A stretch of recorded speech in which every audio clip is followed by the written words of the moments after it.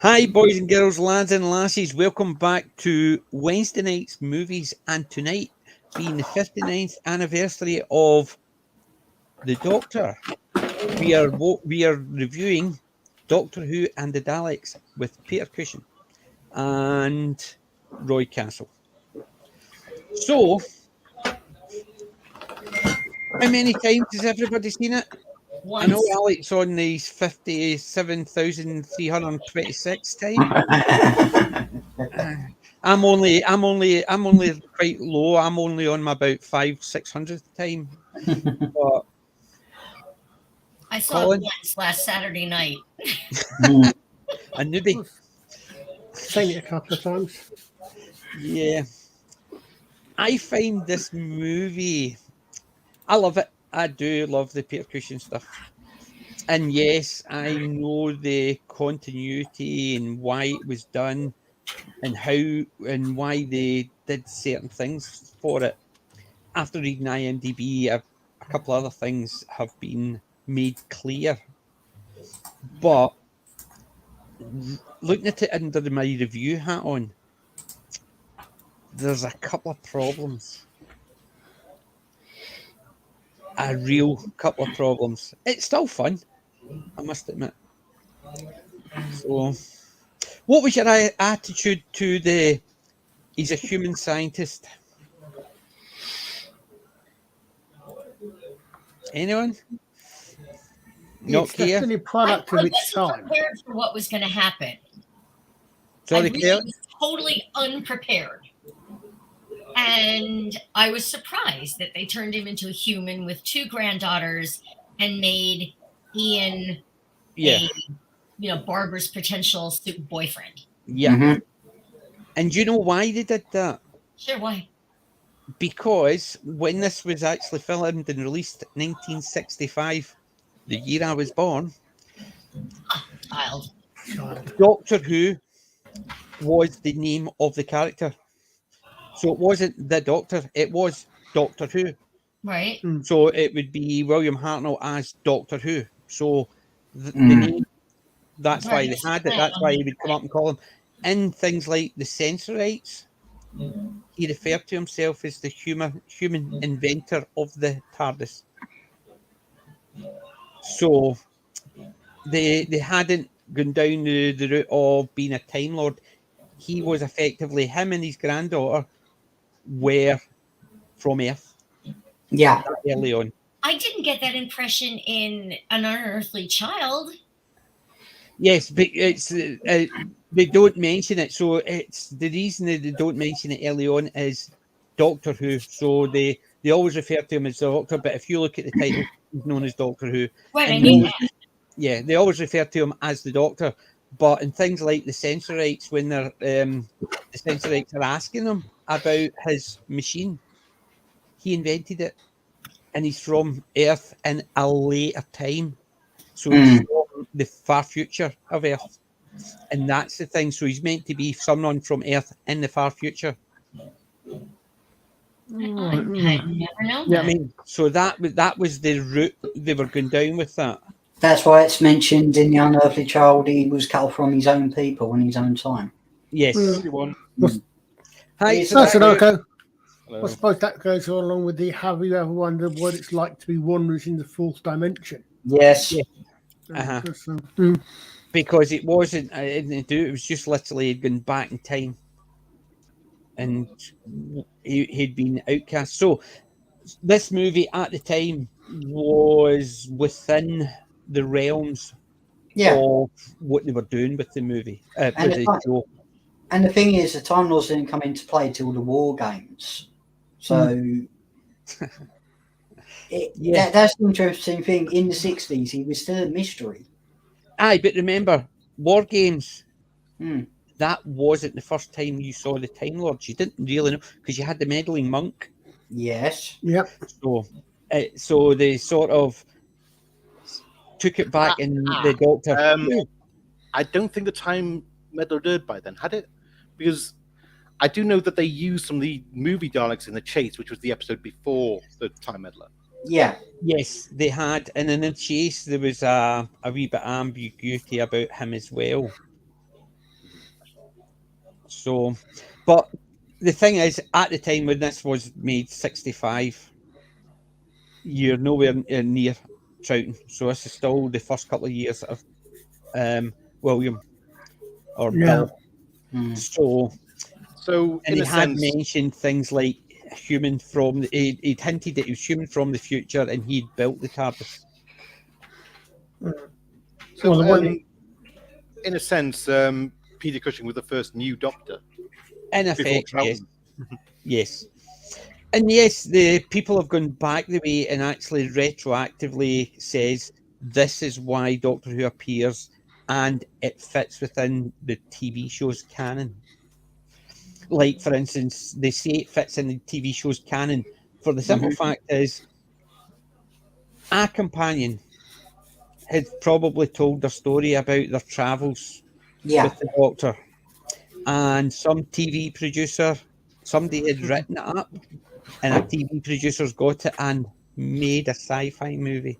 Yeah. So it is someone's understanding of what somebody's told them and try to bring it down. So, because people wouldn't believe these farcical aliens out there coming in and doing this and doing that, so they've made it a human. It doing would need to be, to use the sort of phraseology that the media use, someone familiar with the events, or at least with the story. Yes, so I would have assumed it would be someday, maybe Ian or Barbara has told the story when Yeah. they returned, and Yeah. somebody picked it up and it's been told that way. So that, but so within the canon, it sort of works. But out of the time, but do you know the thing is, take that movie, right, and see, instead of made in 1965, say it was made in 2018, the exact same movie, nobody would have accepted it. Mm-hmm. There would have been a vast outcry of Wheel of Time, of Lord of the Rings, of Star Trek. All they've done is taken the character names and they've changed it. Which effectively, you look at it, who's the bumbling fool in it? The guy. Who are the brainy two? The two girls. Yeah. Yeah, You you know know, what I mean? I noticed this when I because I recently rewatched these. They got a cinema rescreening this year, didn't they? Yeah. And I went to see them, and I actually noticed, you know what? A lot of this is Susan's film. You know, and she's a very brainy, very kind of rebellious kid. Yep. And you know, And she's the brave one. It is from her side. But you look at it, if we made that a couple of years ago, people would have went, typical, they've taken Doctor Who and they've done this with it, they've done that with it, they've changed this, they've changed that, they've only got the characters by name only, and this. So you look at a lot of the stuff that there's everybody complains about it. Hi, Stephen. Stephen. Hello, hello. Hello. So, did you manage to catch up with it? I did say, well, I know you guys have only been on for a short while, but I was keeping an eye. Hi, Wendy. Did you manage to keep a hold? Did you manage to get a view of the Doctor Who and the Daleks? Yes, I did. Alec was kind enough to send me a copy, and you guys were just starting to get into something that kind of like surprised me about this. And did I just witness a feature-length film that might have been the universe that Jodie, Dr. Karen, actually came from? I mean, No. I mean, in effect, yeah. the guy is a total wuss. He's tripping over his own feet. They're trying to save a socialist society that doesn't fight. Yep. You know, it's like uncanny how resemblant this is to the Jodie Whittaker universe. Yes, and Unless it's the Cody universe. and who are the saviors? The two women. Who finds the door in? Barbara. Who's the one that actually gets everything in? It's Susan that it guides it all. Well, it is Barbara's fault. I mean, everyone says it's Ian's fault. He leaned on the. She kind of was all over him, so it was She her kissed fault. him. Yeah, exactly. She jumped on him. But that's what I'm saying. You look at it from modern eyes. If that was made in 2018 or 2019, Oh, The it would have people totally actually- been banned as woke. Well, I think the yeah, thing it would the have thing been is- because they would have said it would have been down the wheel of time. They've only taken the character names and changed everything about them. Yeah, but Mm. what it is true, but don't. But the thing is, you're looking at it from two different points of view. In 2018, you would be talking about people subverting, etc., etc., etc. Yes. A 50 odd, let's call it 2013 to make the maths easier. A 50-year-old show, Property. Yeah. right? 1965, it Sorry. was what two, maybe 3 seasons old. So it was a very different. It was a very different Yes. situation. But that's But what yeah, I'm saying. If you look at it, if that's what I'm saying, when I we're mean, looking at it and from it's of its time, we Yeah. understand how they change things. And Yeah. yes, Ian's the comic relief, Susan's the smart one. She's the one that's got the brave. The Doctor is the forgetful old Well, I would- granddad, and it's I a would- socialist society. However, if you look at it from modern eyes, if it was made, the exact same movie was made now, people would have actually been up in arms about it. That's the problem. Because Well, it I'd has also changed say- everything that way. I'd also say that someone said earlier on, it's Susan's film. Yeah. It's a kid's film. Yeah. It's not. She's the first character on film, actually. Yeah. In the beginning of the Mm. film, Yeah. she's She's the sitting first reading the book. person you see. Yeah. And she's the one that actually, you see how she's the one that answers the door to Ian, and he falls in and he apologizes to him. You Well, got you me notice- again. I mean, I'm sorry. You notice the Doctor's reading Eagle comic, Yep. and Susan's the one that's reading an advanced physics book. And I'll tell then you, Barbara the- is reading a science book as well. The Roberta Tovey, the actress playing Susan, she must have had a played in hell of both a job. Yeah, she and Peter Cushing, the only two in both movies. Yep. She must have had a heck of a time learning those lines. Yes. You know. The flower, the scientific. She was coming out with some scientific Yeah. stuff that I I couldn't mean- even remember. If right, I can quote it exactly. In electrokinetic theory, space expands to accommodate the time necessary to encompass its dimension. Word salad. Yeah, it is. It's contemporary word salad. It's straight out of a friggin' Buffy episode or some bogus episode of Next Gen. Technobabble. Yeah, You that's- thought Star Trek invented technobabble. Yeah, but what does it mean that we shouldn't be as critical of the movies that have been made now? When you look at older movies that made from the same franchise and how they changed it and how certain characters act, well- because it wasn't done for any other reason, but it wanted to make it more of a generic, friendly to everybody. They didn't want just the scientific geeks. They wanted people who are interested in Roy Castle, he was a comedian as well as a musician and all that. He was an all-round entertainer. Then you had Peter Cushing, so they wanted people like that. They didn't want it to come in and then people actually have to know the history of the Doctor, and they wanted to bring this in. They wanted it just to be set in a way that people could get in. I'm tempted to wonder how well it did at the cinema. You know, if it broke any records. Right, I'm going to bring that up for a minute. Apparently, it did well over here. Was it a record breaker? Yeah. But Thank apparently, you, PJ. Long night. Yeah, it didn't Roy do Castle well. was a record breaker on his own. I'm going to say it didn't do well in America because it was unknown still. Well, yeah, I mean, the series hadn't been released yet. Yeah, right. exactly. It was basically just people who have been seeing it with Peter Cushing and thinking, Yeah. he normally does Yeah, horror. that's not Helsing. It's like, what am I looking at? Well, don't forget, this was made for the big screen to be shown around the world because Doctor Who didn't reach the shores yet of every single country. What the Yeah. other thing is, you're Well, saying also- it's- Also, Go ahead, Sadaku. yeah, also, they never repeated episodes like this. So there was a kind of, I think a lot of viewers would welcome seeing the story told again because it wasn't going to be repeats on TV. It was like, if you missed it, you missed it. Yeah. I never saw it again. Whereas with the cinema, you could go see it again and again. Yeah. Well, I think it's like when you saying it being Susan, sort of, I would point out actually, I would say one name from the same year, Will Robinson.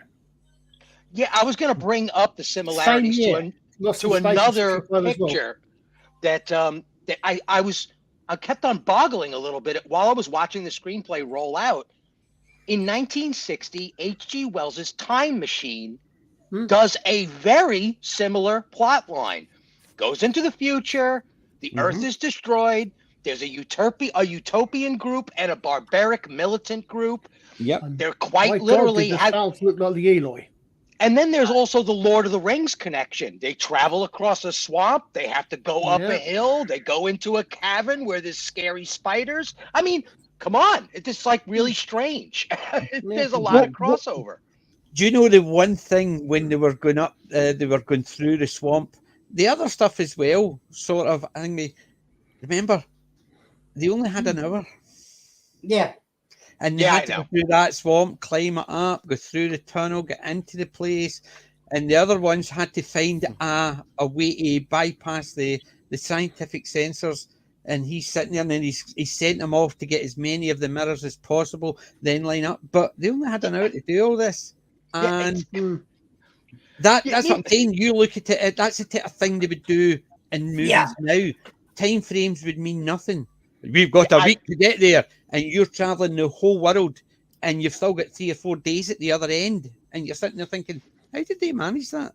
How did they get from there to there, which is a 4-month horse ride, and they were just walking? They got there within a day because they were still having the same clothes. They didn't have any food with them, but they got there within a day. Yeah, it's meant to be that far away. It would have taken months.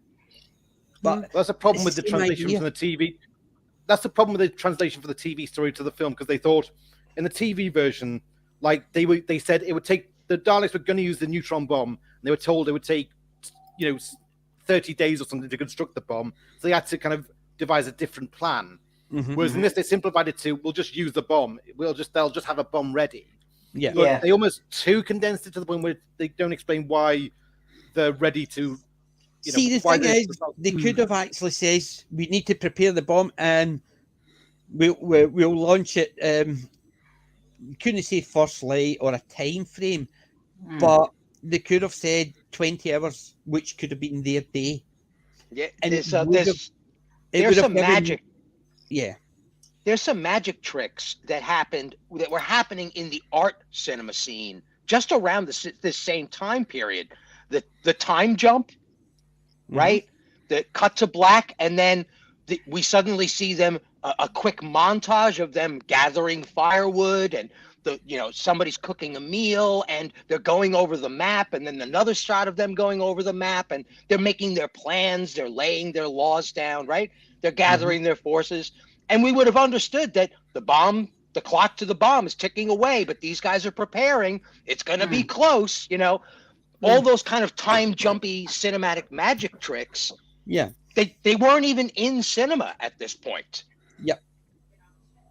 But that's what I'm saying. You look at it, if we were looking at this movie as a movie made within the last couple of years, there would be a lot of people who would be going, no, not my type of movie, because they've changed the characters. The story is just so condensed, and look how bad that they do this and do that, and this is they've made the girls the main part of the story. They've made the guy the comic relief, and the old scientist is forgetful, and it's a young girl who has to wait. Can I stop you there? The one thing that I don't think would translate to today, and is very of its time, is the fact that it's like the whole family is together, the old and younger. That's together. The only thing. But if you're taking, I'm just talking about the characters in general. The fact that the two girls are the main protagonists in it, and the inventor, the old grandfather, is very forgetful, and it's his young, very smart granddaughter who's guiding him and reminding him of things. Are you trying to tell me that Susan's the girl who's the key to everything? Yeah, she's the one explaining. There's to other definitely people. a feel of Interstellar to all of this, right? Mhm. Is this Murphy all over again, just like in Interstellar? The little girl saves everybody. Dad Yeah. just happened to invent the spaceship. You know what I mean? It's bizarre, and that's another thing.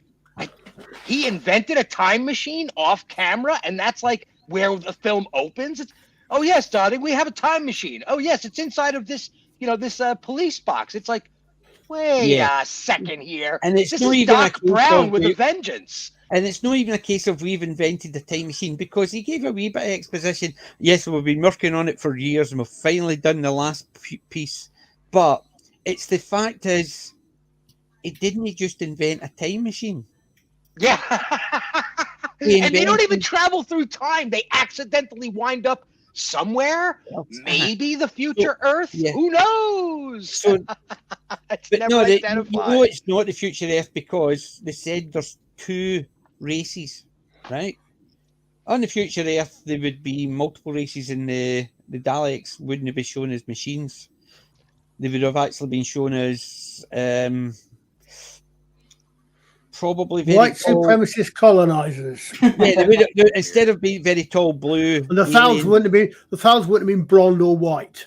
Yes, exactly. So, but the thing is, it's just, if you look at it through the modern lens of the way they, like we do, we all do it. We all say, I wouldn't know. No, I've taken all my characters, like Wheel of Time. I'm a big Wheel of Time fan. As soon as I watched that made it angry, because all they did was to use the characters and changed everything about them. Mm-hmm. And then I'm sitting there going, well, if I look at the Name Doctor only. Who and the Daleks from 1965, they've taken all the characters I love and changed everything about it. And it's unrecognisable from the TV show that I grew up with. However, I criticise Wheel of Time for the exact same thing that I love this for, which I find weird. And that's what I'm saying. It's because we looking at it a different way, because now we just expect them to throw all this junk in. It's not just a case of, well, I watched that and they've changed this character and that character, but it's still a good story. Or is it a case of we're looking at it hindsight? I love that.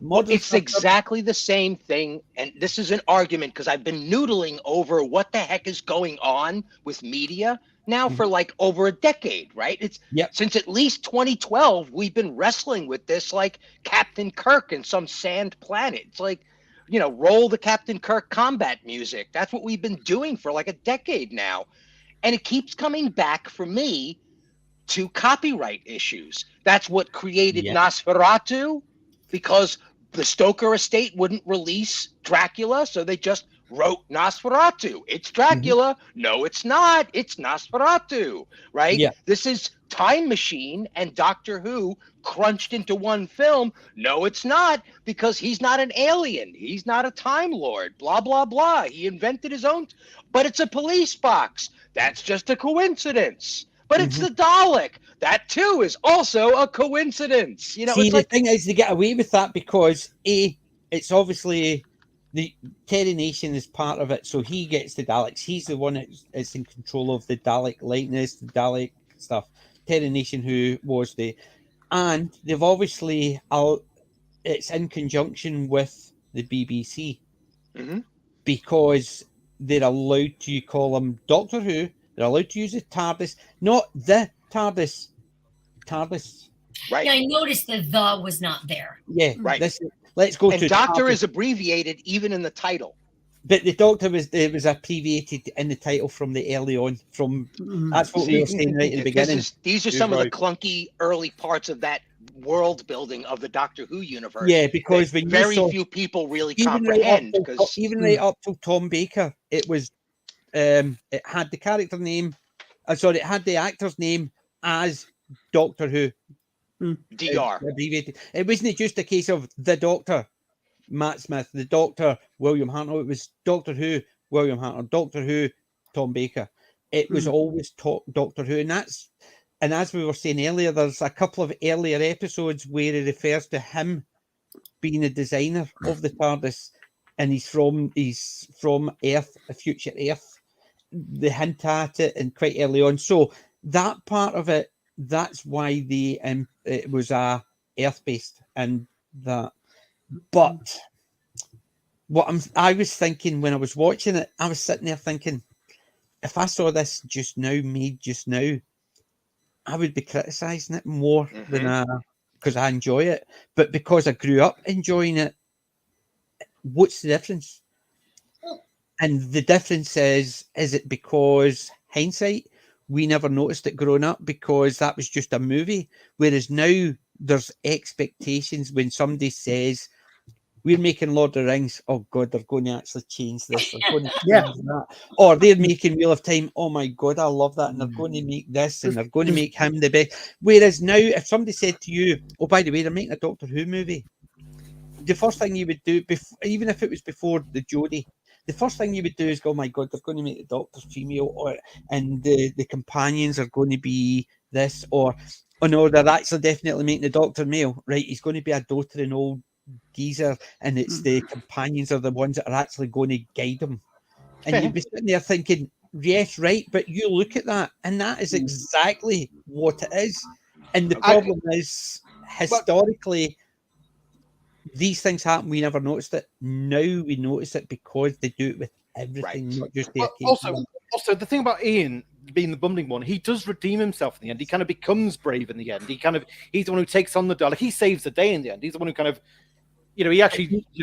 Yes, he does. Yeah. But that's certainly in the screenplay. Whether or not it shows up on film, because I'm watching this movie going, nice try, but you know what? You're still a wuss, man. I'm sorry. But you look what happened when you opened the doors and there's the Roman Legion coming towards him. And he just yells at the Dalek, and they all turn their guns and blow up their own. Come on, it's very Saturday morning cartoon. It's very Power Rangers. It's from the 1960s. It's from the 1960s. It was designed for family audiences, so kids as well. So yes, I can understand why they did that.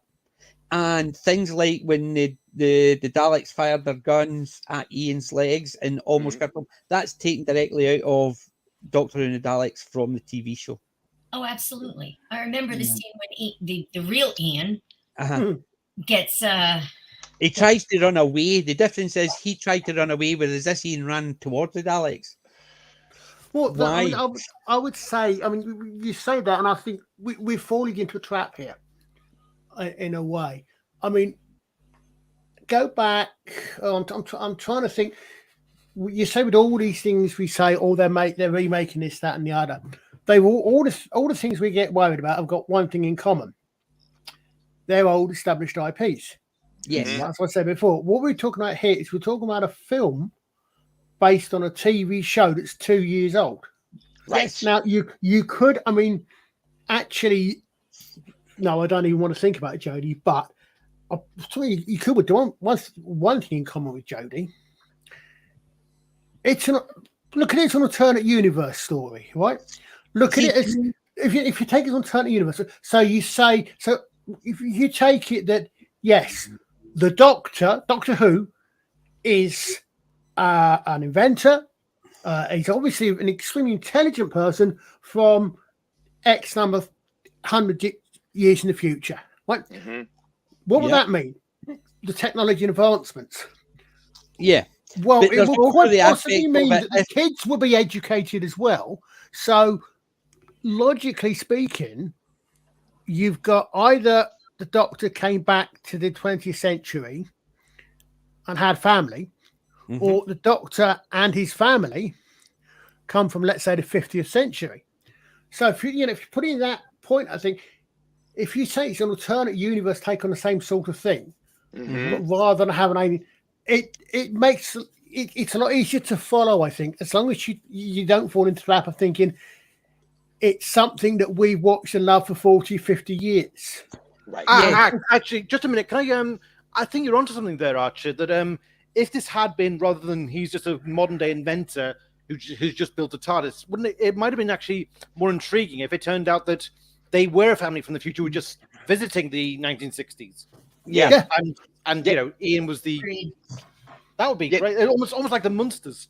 And there's also a vibe too that I just caught, because I'm also agreeing with Archer on this one too. Is we're looking at this from a vast hindsight, which is what PJ's been saying the whole time. Yeah. But isn't it ironic that Will Smith's character in the first Men in Black movie, the only person he shoots in the target range is a little girl with a physics book? And is this the girl? Is this the girl in this film? Is that the girl? I mean, am I supposed to understand that was an homage to this Doctor Who feature film? Because it certainly feels like it. Yeah. Well, you look at it, right.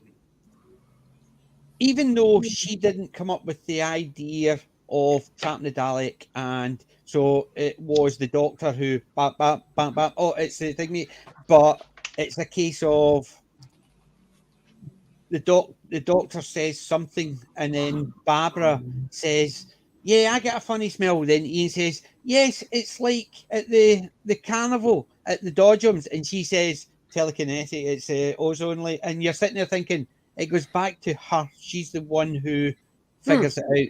So they're the ones that have got, oh, wait a minute, it's something to do with this, and she's the one that tells them. And then, isn't it surprise? She's got a plastic sheet. Is it? She's got the information. But that's what I'm saying. If we're looking at it through current eyes, if we saw this, if we hadn't seen, like, say for instance, none of us had seen it, just a minute, introduced us to it, and never told us it when it was made, and we didn't recognise the characters and gave us it, we would be looking at it thinking, oh, they've done it again. Look what they've done to the Doctor. Look what they've done to Ian. That's what I'm saying. If we saw it and think, and somebody says this was just made a couple of years ago, how critical would we be? If you read this as a released screenplay, like somebody decided to LARP it on Twitter and say, I found the screenplay for the next season, here's a brief, and they just put this bullet pointed version of this screenplay on there, they would be firing up their pitchforks and friggin' lighting their torches, right? But that's what I'm saying. You look at how critical I was of the Wheel of Time, because I'm a big Wheel of Time fan, and in effect, all they did was they took the character names, basic picture of the story, and then changed everything else. Made it unrecognizable except with certain things. Even certain parts of it, they changed it, still kept the name like the one power, and you only had one power. So everybody used it instead of it split to be the male and the female side, side E and side R. So they had it, and that was called the one power, but it was a male and female side. So they had it as one. And I'm sitting there thinking, they've completely cannibalized it. However, when I look at 1965 Doctor Who and the Daleks, they've done the exact same. They've taken the characters, changed them. They have bastardized the Tardis, how it looks inside, who invented it, even how it's referred to. And you're sitting there thinking, I love that, but I hate that. Would I be criticising that if that was made 2 years ago? That's what I'm saying is... I think it would depend on what it was based on. I'll be trying to think of something... I've not watched much Once Upon a Time. I'm thinking it possibly something like if they did... there's a couple that just keep coming to mind is Starbuck, the original cast of Battlestar Galactica, the feature film before the series came out. There's a lot of crossover where a lot of things happen. Characters even die in the film that are suddenly alive in the beginning of the show. Same thing happens with Stargate too. There's a bit of crossover from the Stargate movie to the series. Firefly and Serenity. Yep, exactly. That's another one where there's just a hint that it's a different world. But what I'm saying though is, I'm trying to think. The closest I can think of is something like,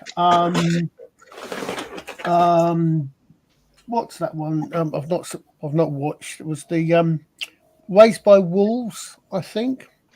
But basically anything that's been made that's new, that's come out of nowhere, that's been made in the last 2 or 3 or 4 years, some that's 2 or 3 series old, right?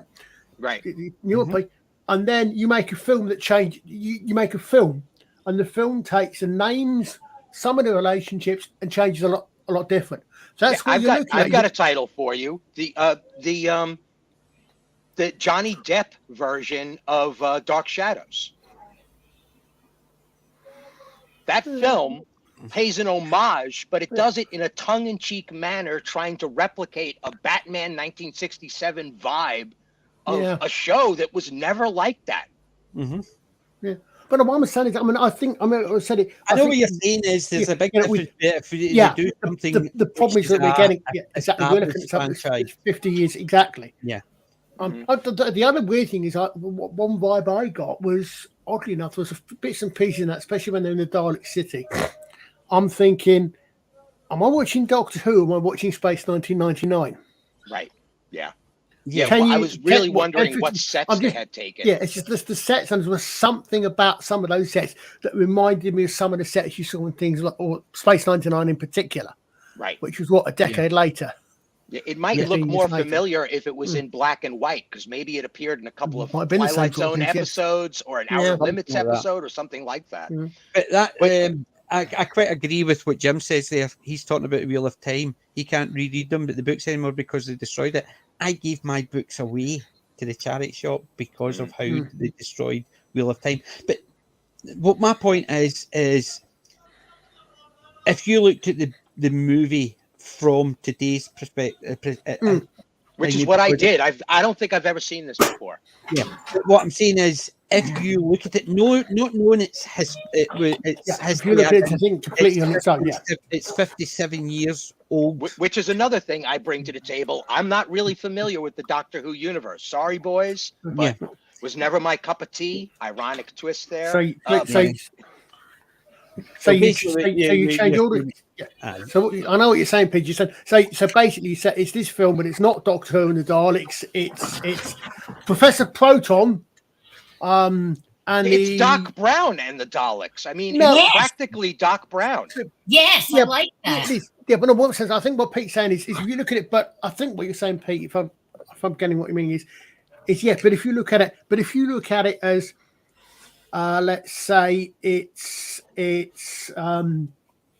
Professor Smith and the Pepper Pots. In other words, a completely and utterly new thing, not connected to anything else. Then yes, I see what you're saying there, but our modern day sensibilities from this side, from our side of the aisle, from all the things we've seen. Yeah, if they remade that, just let's say they remade that and they had Brendan Fraser as the Doctor, and they had the girl you know what? We're getting into territory that's perfect because Brendan Fraser did Journey to the Center of the Earth. Yeah, and they kind of played the same thing. Yeah, and you had the girl who played Matilda when she was young in the part of Susan. And then you have two, a male and female, who are quite popular actresses or actors, right? So you had them and remade that exact thing. We would be criticising it because they've taken the franchise and they've bastardised it. Yeah.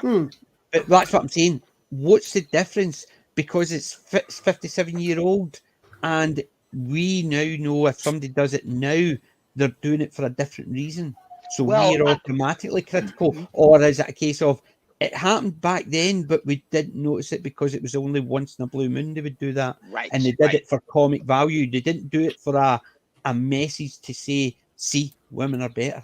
I don't know about that because I didn't live in 1965. I'm older than the rest of you, and I actually do remember 1965. I don't, and I've got an excuse because I was born in 1965. Well, I remember 65. I remember one of the first things I remember watching on TV was the Kennedy funeral. So I was I was around and conscious in 65, and I can understand why they made the choices they did in making the young girl the hero of the piece. Because as you said before, PJ, it's about her.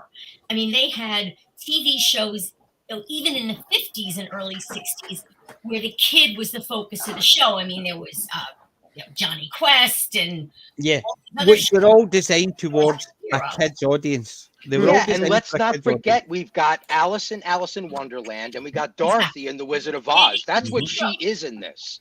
But if it was made today, it would be intentionally to make men look like it.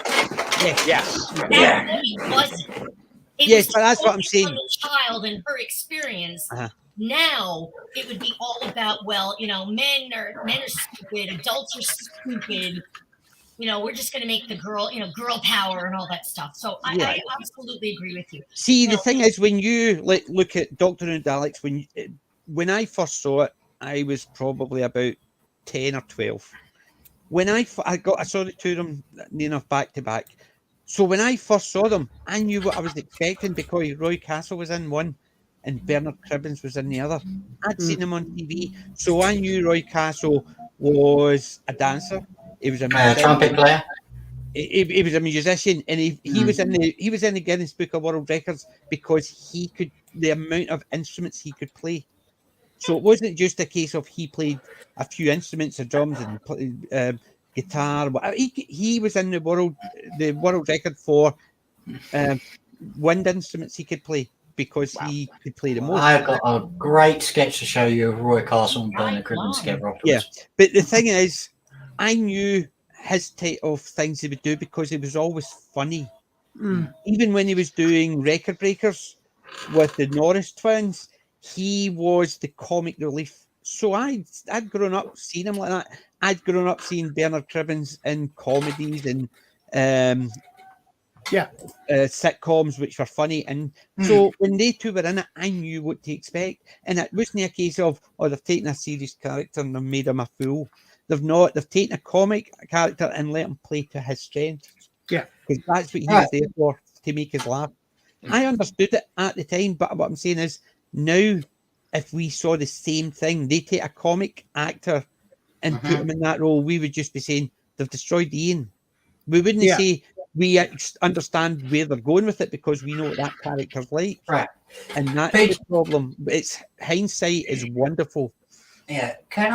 We talk about the Daleks for a second? No, we don't have any Daleks here.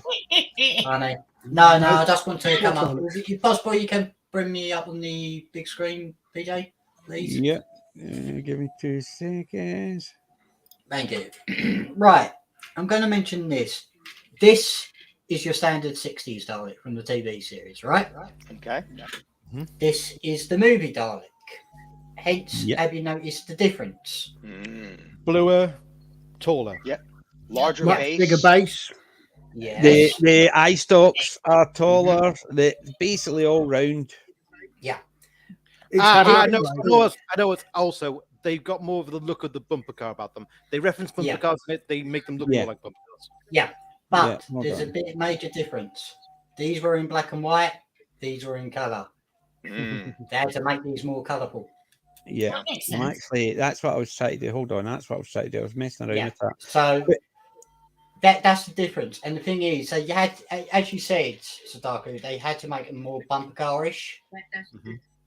But this is the great thing about these type of Daleks, is because they got more presence to them than these had. And that is why, sorry, I'm going to bring it up for a second.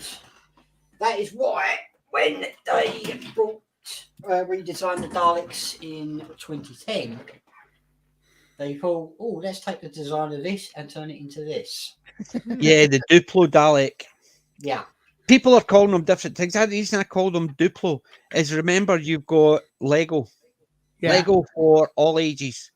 Duplo was for children, and it was just big, chunky Lego for kids. All I can say, at least they kept the voice actors for the Daleks. Yes. It sounds like they're going through some sort of an oscillator in the mic system because I think anybody that was inside of one of those things would kind of sound like that. It was probably a rigged mic. Yeah. And do you know the worst part about the Daleks? Unfortunately, was they shouldn't have shown the inside of the Dalek. They shouldn't have shown it. I know they take it out and you see the claw. That's not the part I'm talking about. Is they take this thing out, bundle it in the cloak and dump it down. So you see it's about that size. Yeah. Roy Castle can sit inside it. Yeah, I know. Good point, Darren. It takes that away. It's a case of It's just Yeah. no. But there's another trivia. There's another trivia because Darren's brought it up. They had fire extinguishers inside those Daleks. Yeah. Remember in the TV series when a Dalek exterminates someone? They just had the wee thing coming out, and then they had the special effects It was afterwards. more of a laser beam type thing. Yeah. Yeah, That's- but see, it's what a lot of people who cosplay as Daleks, they've got their Daleks and they go around the conventions. They've always got a fire extinguisher in just so they can mess with people. So they'll turn around and say, like somebody had a Doctor Who shirt on, I was laughing when they did it. So the Dalek's going round and then it stops and its eye stalk spins round. And he sees a guy stand there with one of these on. And it turns around and it says, I disagree with your t-shirt. Exterminate. And then it just, the guy was just laughing. And then the fire extinguisher smoke came out and he jumped, which was perfect. You know what I mean? Mind you, the same Dalek walked past me and I had the I'm not old, I'm classic. And he says, I disagree. And just continued on.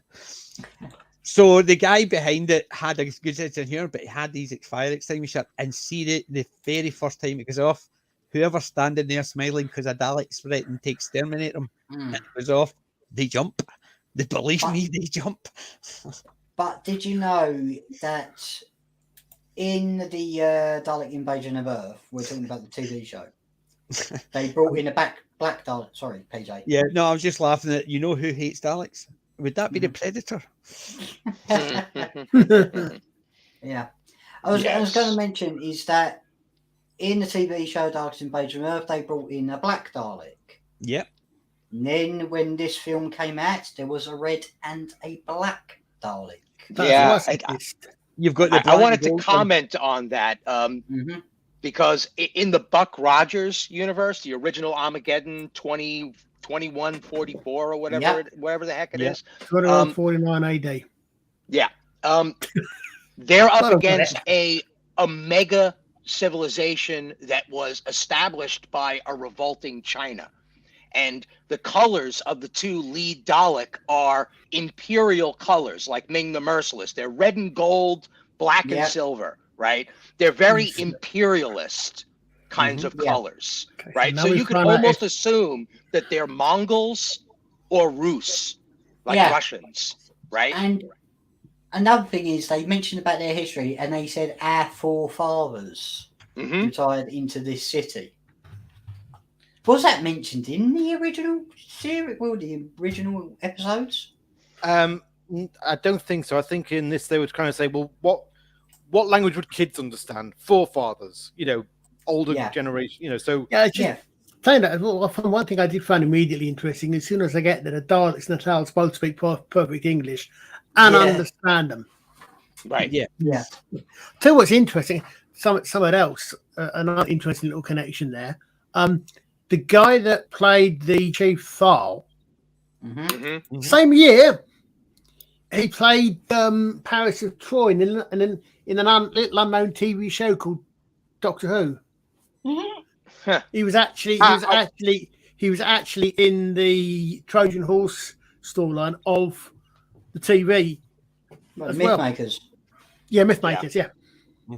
Oh, by the way, I just checked the transcripts. In the original, so they did say Dalek forefather. So it's it was in the TV show as well.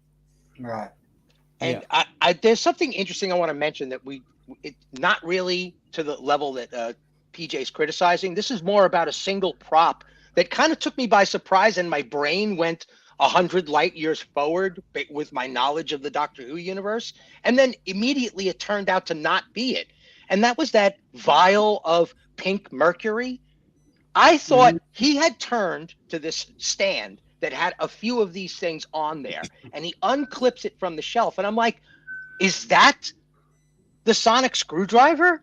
And it's like, no. The same thought when I first looked at that. No. I was like, what the heck, man? That's weird. My brain did what PJ's talking about this whole time. It knew too much for this film to work on its own merits. Yeah. But that's what I'm saying. It's weird. I've seen this movie hundreds of times. I've seen this movie at least once, twice a year.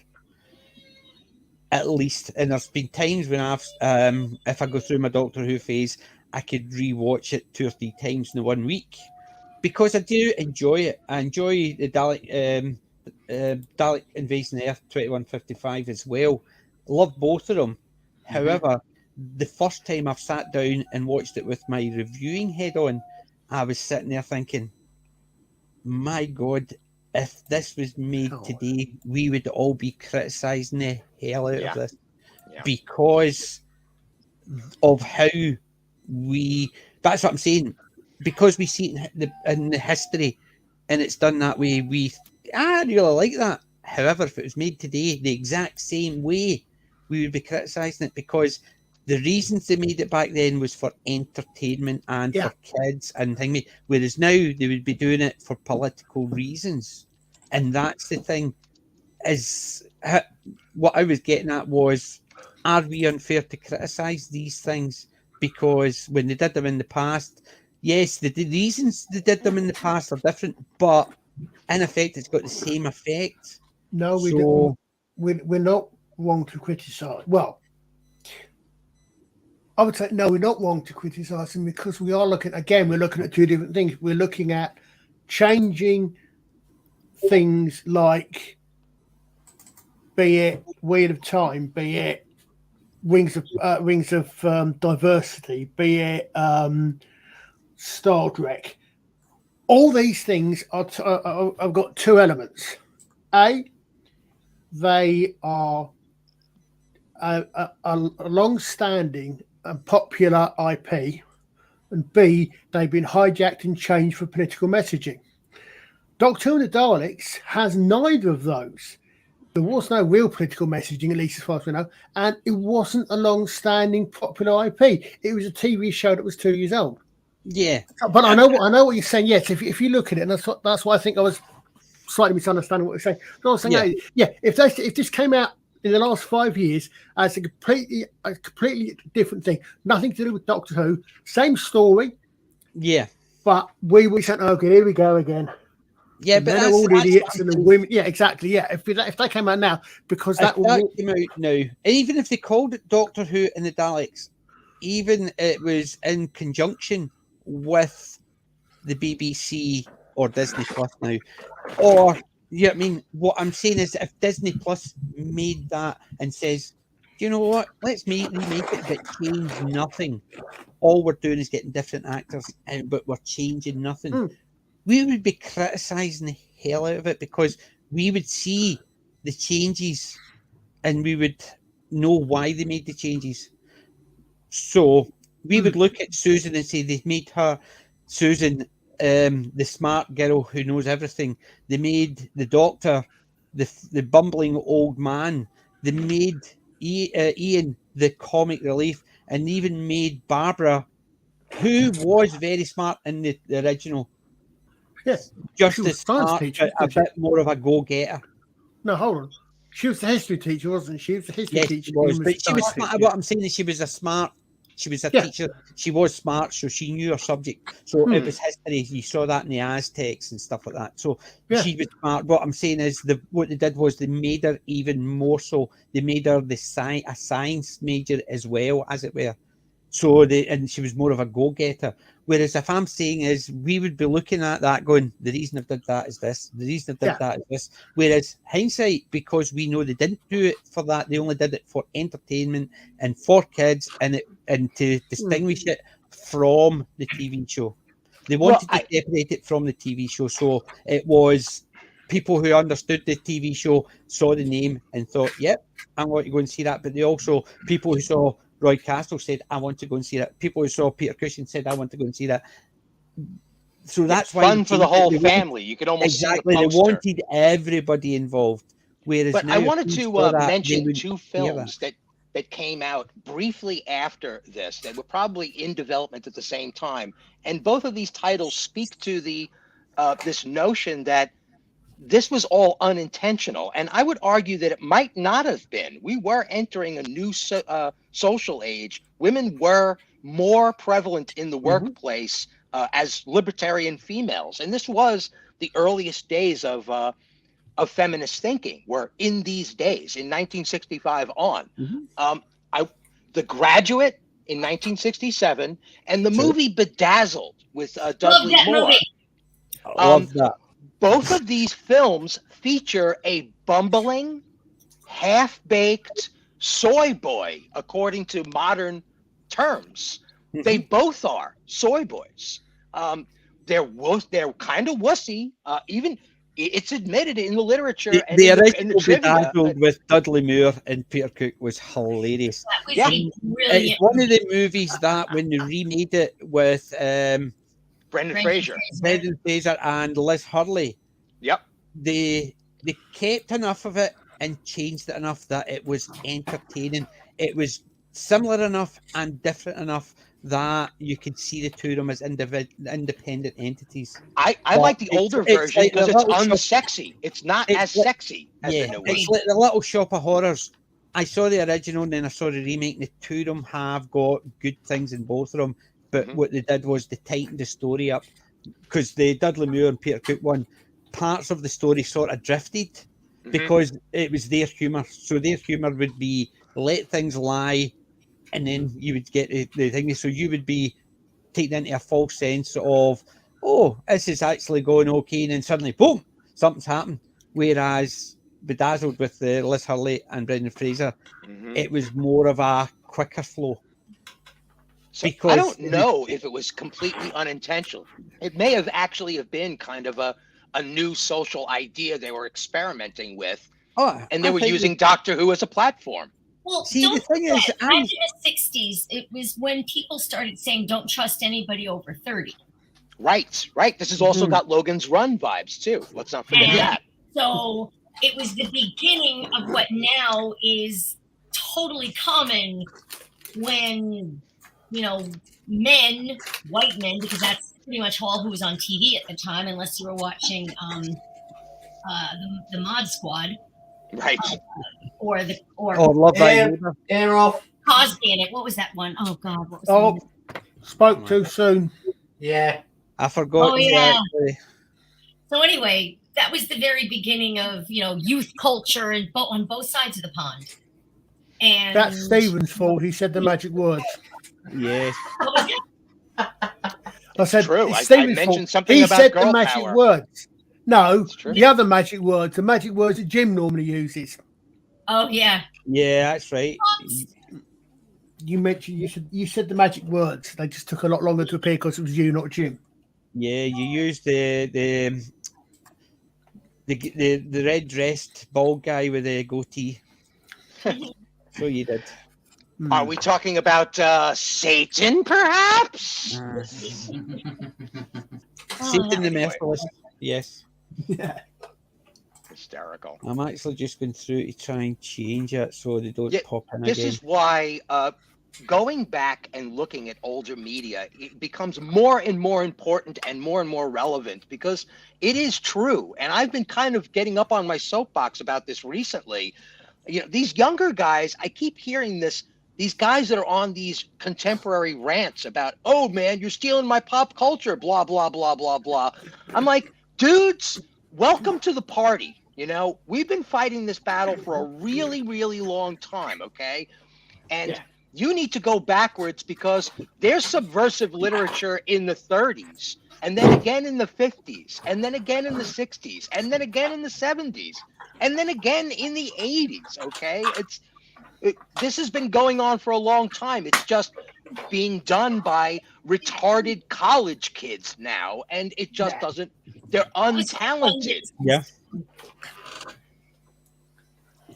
What was that, Jules? You were being redundant. Retarded kids. Yeah. That's true. Well, I was trying to be efficient and make sure I covered all my bases. I mean, the old thing. I mean, I just typed in the chat. Plus ça change, plus c'est la même chose. And the old thing about those who do not know are going to repeat it. That's right. Yeah. Everybody, it's like every generation thinks they're it. They are the epitome of everything. And they're the best and the greatest of everything, and everything else in the past is not good. And some cultures do revere their elders, ours doesn't.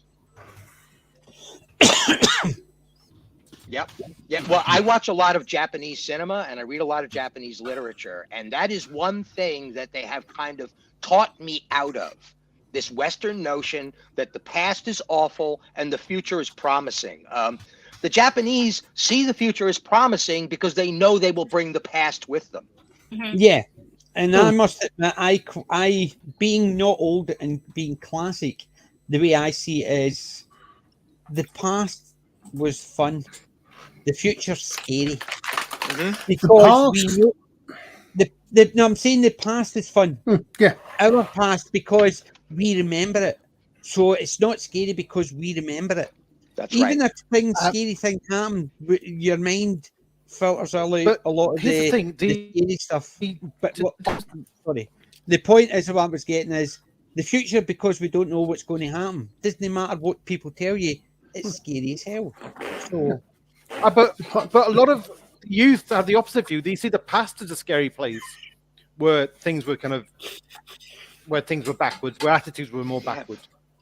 What's that old saying? The past is a foreign country.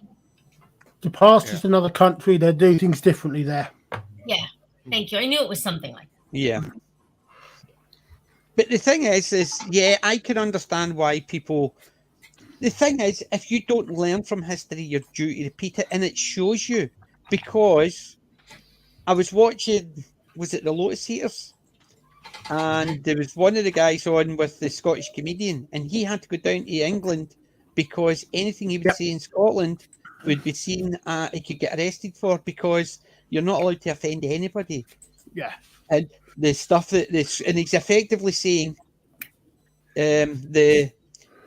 those bad guys from the 1930s, Second World War, were National Socialists. Oh, as in the Scottish National Socialist Party. Yes, I saw that one. Weekend segment. Yes, and so they say how things like the British Nationalist Party, BNP, British National Party. They say how bad that is and how right wing. Yeah, not one of them saying about the SNP, which is a Scottish Nationalist Party. So in effect, I've always called the SNP the Socialist Nationalist Party because they are. They're basically, it shows you disagree. They're effectively wanted. Like if you say something in the house to your other half or whatever, they want to draw lecture. They want your kids to go into school and say, "Oh, my dad said this," or "My mum said this." And the police can turn up at your door because you have said something yesterday or the day before that your kid has told somebody, and that person is being offended by somebody else, and you can get arrested. Where did they do that again? Let me think. It was in the 1930s. Sorry, what was that? They turn up their parents into what's it called? The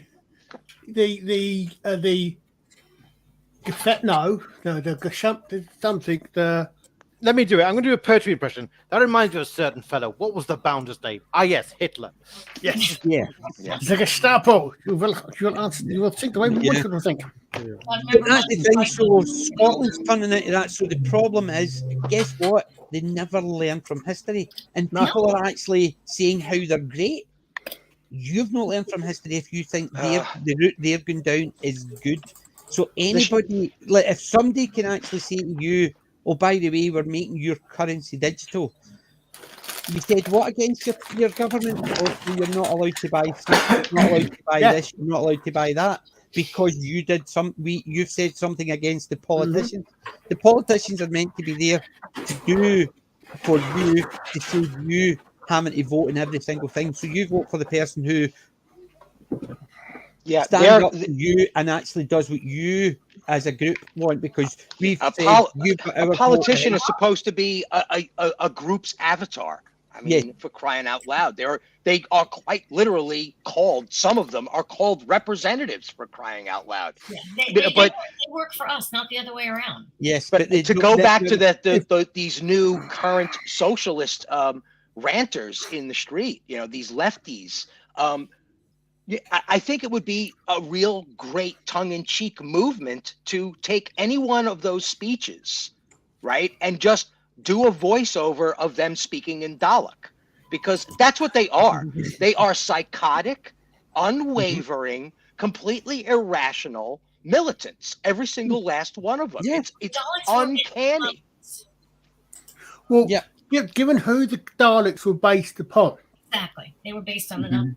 Exactly. That's who it is, exactly. But you look at this movie. This movie has taken two of the cultures. One of them was the socialist culture. The good thing is they didn't take it to the extreme, as in the communist side. And the other one was the National Socialist side. So you've got the one in the middle and one at the extreme. I would say They the should have Thals had more one like at the other extreme and had the ones in the middle. The Thals being in the middle. well, no, So the they Thals asked, are what about the Thals are kind of like Luddites. They've kind of reverted back to, a primitive way of life. They're more like the Amish than the Russians, than the Yes. commies. Yeah. They're the Amish, or the Swedes even. Well, they're like this. They're like the utopians in the H.G. Wells time travel movie. The Eloy, are yes, a lot that's it, like the that. Eloy. Aye. Yeah, they're They the even Eloy. look like them. Yeah, you know what they also resemble? Half a dozen elfish alien races from any sci-fi and anime. There are actually anime tributes to those looks with the double eyeshadow nonsense going on their pale greenish skin. I mean, they're probably copper-based life forms, right? So it's startling to me how legendarily influential this film was visually as well.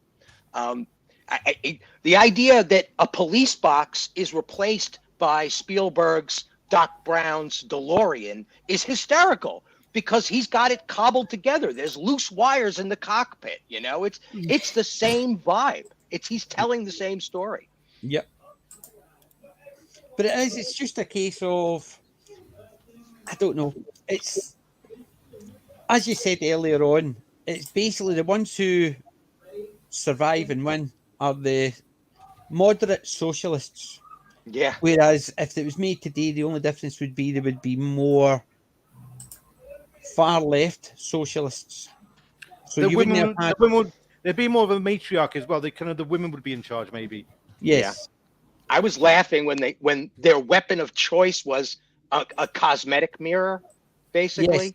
Yes. Which is like, oh, la-di-da, that's Femi as friggin' hell. And they're all looking for a food handout. They travel hundreds of miles expecting a race they've never talked to before, one letter from one little girl, and they're like, they'll give us food. We're saved. It's like, what the hell?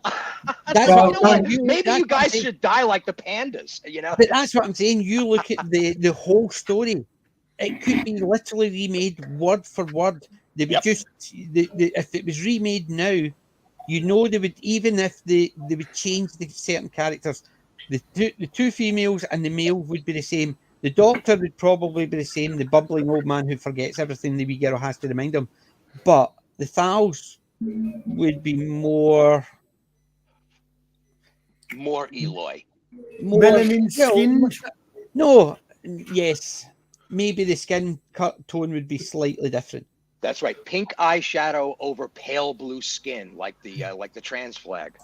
Yeah, or else it would be maybe a more olive skin or tan skin, and that's the difference. But I'm saying the whole movie messages, as I said, walking hundreds of miles and then going up to somebody and say, "Give us stuff." Yeah, it could be made today, and we know the only difference would be the reasons they would change things. Rather than when it was made back then, they made it. It wasn't, as far as I was aware when I was growing up watching it, it wasn't there to tell you something. It was there to entertain you. If there was a message, it was so far in the back, you would think, it'd be like watching Star Trek, The Last Battleground, half white, half black, and they basically the only difference was it was on the opposite side of the face, and I'd be sitting there thinking, why would colour matter? It wouldn't be hitting me in the head. But after I watched it and was really entertained with it, I would sit there thinking, they two were crazy because they were the same. What difference did the You know, colour actually, make? something's literally just occurred to me with that episode. It doesn't work because if you look at yourself in the mirror, you will see someone from the other side. Because if you've I got would imagine if you've got, I get what you're saying. If you're Frank Gorshin, he looks in the mirror and he sees the other guy because the colours are swapped I would around. bet that there's a whole culture on the planet that doesn't look at their reflection. Yeah. Or they invented a mirror that has a double layer so that they can't see the reverse of their face. So it literally just occurred to me that the perfect as that allegory is. Mm-hmm. If you think about it, even if both of them looked in the mirror, they would see the opposite side. But I understand that. But what I'm saying is that type of message. Yeah, it was subtle because all I thought after I watched it, I really entertained. I enjoyed it. The acting was fairly good, considering you had one of them was psychotic, and the one who seemed to be the more reasonable one was as bad in his own way because they still had the same hatred of the other. Yes, but one was calm with it and the other one was psychotic, and it was a case of the two of them were just as bad as each other. But at the end of it, after watching it, I was sitting there thinking that was really crazy. Why did colour matter? Yeah, and it's basically grown up. It was just one of those messages that it was the same as watching with Uhura, and then the guy, the Abraham Lincoln says, yes, and he says, oh, sorry, does that offend? And she says, I would it.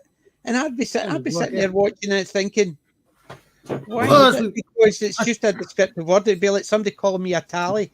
I don't get offended by it. Or if somebody calls me baldy, I don't get offended by it. Because guess what? I'm bald.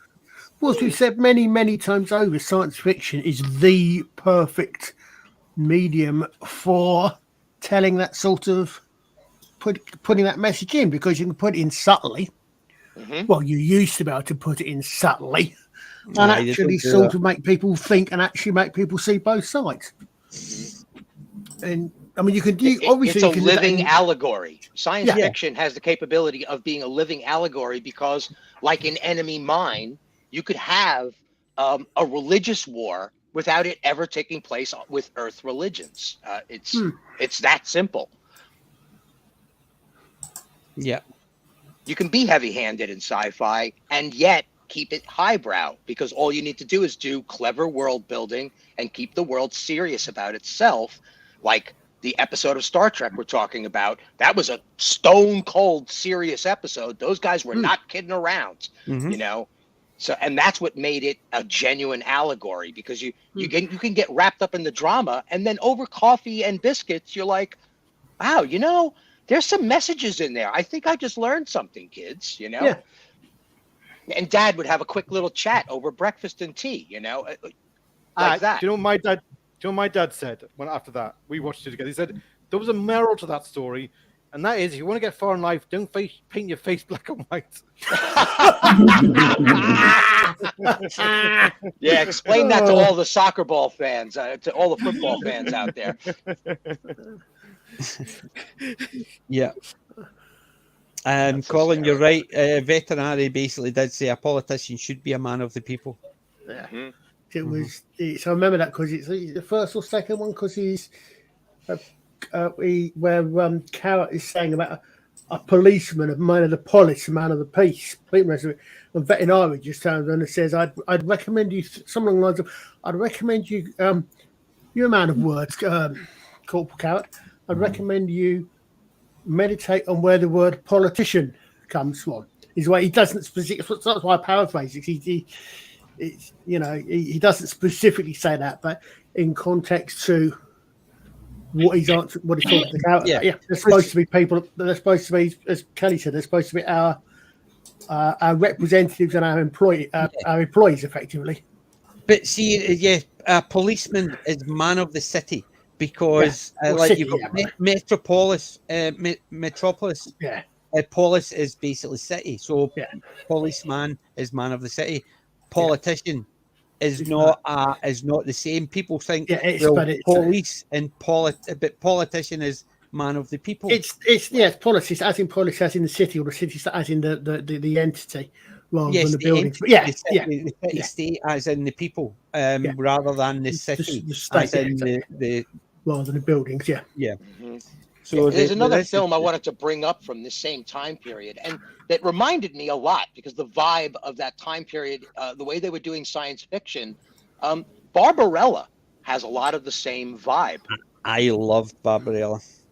I mean, it was a little more highbrow because it was actually coming from a more highbrow screenplay, I think. But it was playing around with the same kinds of things, these bizarre alien races, unusual technology, very simple, grounded sets. Wasn't it? A French comic? I think either that it was or a novel, science fiction novel. Yeah, but yes, I believe it's very, very French. Nice. But the thing is, as well, unfortunately, Bridget Fonda went a bit nuts afterwards. But I still think Barbarella is good. And you look at as Barbarella and Star Trek have got in common, which we discussed in Saturday. Both of them actually have got names of bands. Yep. Duran Duran. And then in Star Trek, you've got T'Pol. Music and they're from characters from the movies or the TV show. There's a lot of movies like that but how many big name bands take characters from movies? Heaven 17 from Clockwork Orange, from Clockwork Orange rather. Oh, was that? I didn't know that. I didn't know that either. So there you go. Yeah, in Clockwork Orange, there's a scene where Alex meets these two girls at this record store, and they're asking about popular bands, and one of the names is a band called Heaven 17, which was a fictional band. It was a fictional band at the time, but then like years later, the Human League split, and the half the band decided, let's actually call ourselves Heaven 17 and be the real band that was meant to be in the film. There you go. And Colin, the Barbarella was a comic book series that started in 1962, French pulp comic book. But yes, very French. But as you said, you look at it as a case of it was a bit more out there than anything Doctor Who was doing. But that's still down to the not the person who was writing it, more of the cultural style. They were trying to be groovy, man. It's more of the cultural style, because you could have somebody who was just as groovy writing something here and it wouldn't be like Barbarella at all, because the culture behind it is different. You can imagine anybody in Britain writing Asterix or Gaul, because it would be completely different, because it's done from a French perspective. And it's the same idea as Doctor Who. Yes, you can give it to Disney Plus, but you can guarantee it'll be different, because it won't have that British perspective. It'll be an American perspective, so it'll be completely different. So I think people will be expecting Doctor Who to be the same, as more in line of 2005, whereas I think they're going to be, would I say pleasantly surprised? I would say unpleasantly surprised, where it's going to be, because it's going to be like having an American as James Bond.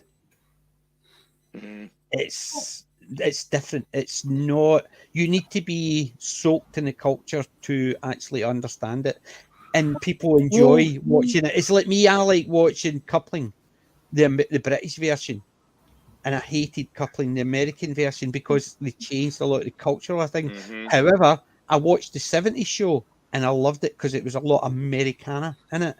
Whereas they tried to do it here and it was pants, because they didn't understand how to bring that Americana to Britain.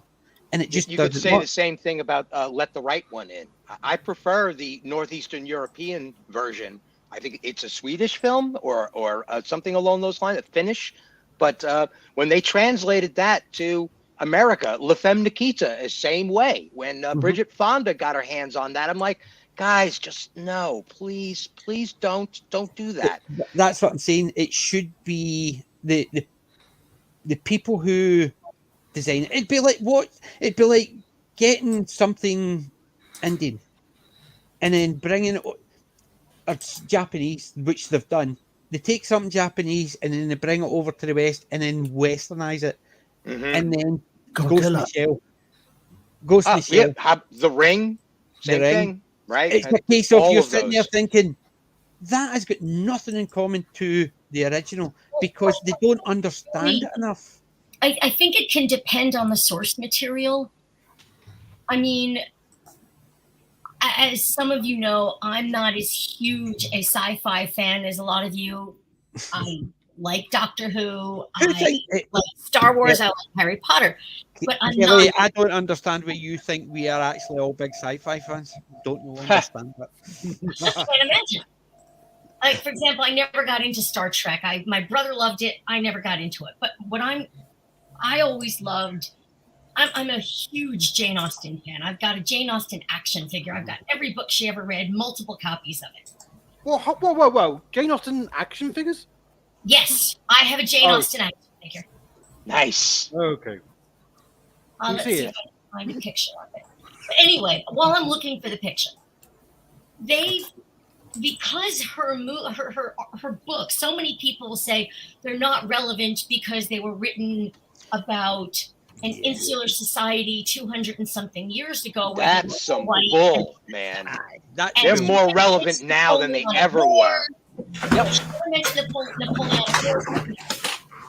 But her books have been successfully translated into modern times, and not just modern culture, but world culture. Clueless is an adaptation of Emma, and it's brilliant. Absolutely brilliant. There's three Indian versions of Austen novels. There's an Austen, Southern India, a Tamil version of Sense and Sensibility, which is really well done. And then there was a big budget picture by Gorinda Chadha, the same woman who did Bend It Like Beckham, called Bride and Prejudice, which heard of that one. brought in enough of the original book with enough of modern Indian culture that it worked brilliantly. Well, there's a simple reason why people, the current generation, wouldn't think that Jane Austen was in any way relevant, because Jane Austen's books, a lot of Jane Austen's books, it's been said, basically evolve around interaction and manners. And modern generation doesn't have any manners. Nope, not at all. They don't believe in courtesy or manners. They have a code of etiquette, and it's a ruthless one, which is why we got these social justice. I mean, social justice warriors. They kind of enforce a tyranny of etiquette, don't they? That's their etiquette. Right, their own etiquette, not a societal etiquette. Yeah.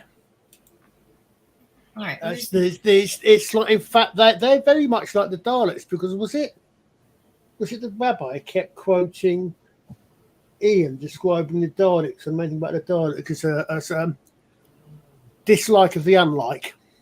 Is that the phrase he uses? I think something like that. You know, if anybody's going to be body positive, it's the Dalek. Okay. I thought you were going to say the rabbi. No. Yeah. No, the rabbi is at least a part of the Museum of Tolerance. Say something else. No. Yes. No, because it's the same thing. It's basically that's the thing, is that the Daleks want to get rid of anything that's not them. Absolutely. Simplify.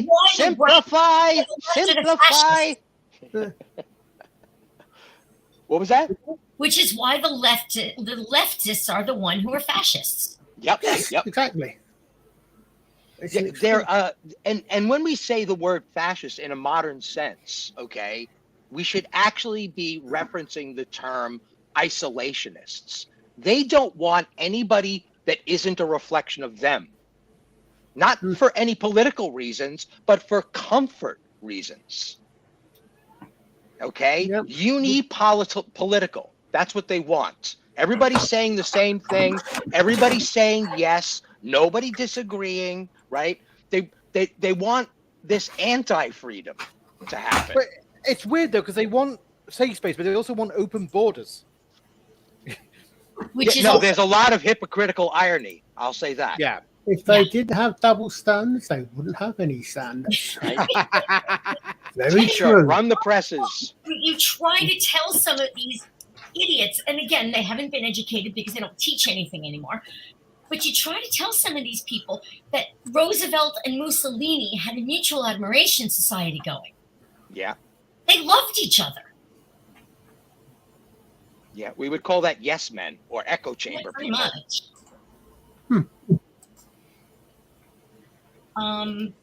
This won't come out as a link because I can't post links, but you can copy and paste it. Yeah. Yeah, if you put it in the private chat, we could I did. get somebody I did. to wrench it up. Okay, Yeah, this is the Jane Austen figure that I own. Have to wait for PJ to get to that, I think. Oh, They she got did. There we go. Yeah, the action figure industry, and this is a guy that was, raised with 12-inch, with 1/6 scale GI Joes. Okay, I grew up with that stuff. Large format action figures, 6-inch and 12-inch, fully posable action figures, capital letter action figures, and to see this marvelous universe of hyper posable 3 to 12-inch figures, I love it. I absolutely adore that this is even a thing now where you can get an action figure of pretty much anything. And if you know Andy Masterson, you can get one of yourself if you commission them. So, yeah, we live in an action figure universe. I love that these little mini statues that we can pray to all the time exist. Mm-hmm. I do worship my Dalek cabinet a lot. Mm-hmm. We've noticed. Yeah, well, let's not even talk about Jim the Vikings, Ming the Merciless issues. Don't. You know what happened last time you said that? Well, then he said it to Robert. Sorry, I had to nip away. I've been waiting for a delivery, and I just got notified that I wasn't in. Bugger, I know. It tapped the door instead of ringing the doorbell, which I've got a camera on my phone, which rings on my phone, and nothing happened. Surprise, surprise. Overpaid, underskilled. Wait, so they didn't ring the doorbell? Or Nope. not? Nope. It says they left a calling card, and there's no card at the door either. Oh, good. Liars. Yeah. They just wanted to go home early. That's what they've done. He was too busy tweeting away, hashtagging the hell out of whatever the heck he was tweeting. So, I swear, I walk down the street and I now yell at people that are looking at their phones and practically running right into me. I'm like, I am not invisible. Okay. Yeah. Did you Eyes see on the Somebody road. Who says that? Who says that? Yeah. the thing I noticed? Someone put up about I can't think where it was, but it was somewhere where they've actually put lights marking the rest of it on the pavement for people who keep their eyes on the phones. Which my comment was sod Germany. that. It was Germany. Sod that. Let Darwinism take its course. Yeah, basically what they've done is put traffic lights on the road. I So know. if somebody's walking down, they see the stop sign before they step onto the road. It's like when a few years ago they started putting pads around lampposts and I said, sod that, put spikes around them, that'll stop people. Stephen Fry said that. He says if you want to stop car accidents, put a spike on the steering wheel. Yeah. That would slow people down because they've got crash bars in it. They've got reinforced roofs. They've got Right. Yeah. What's the first thing a kid does with a bumper car? Bang. Bumps it. Right.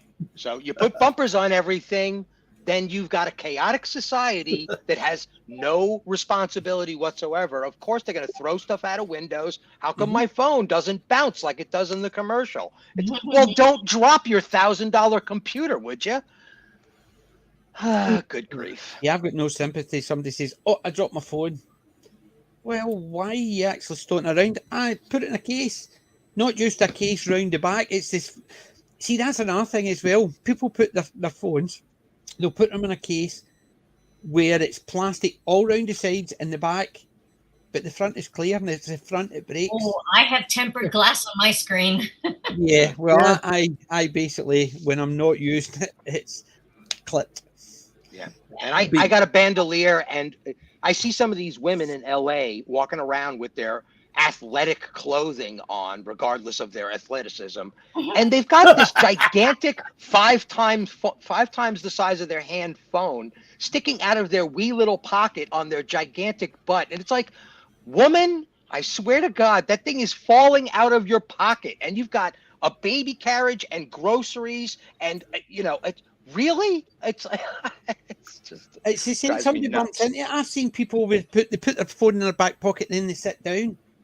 Yep. That's an accident waiting to happen. Yep. Yeah.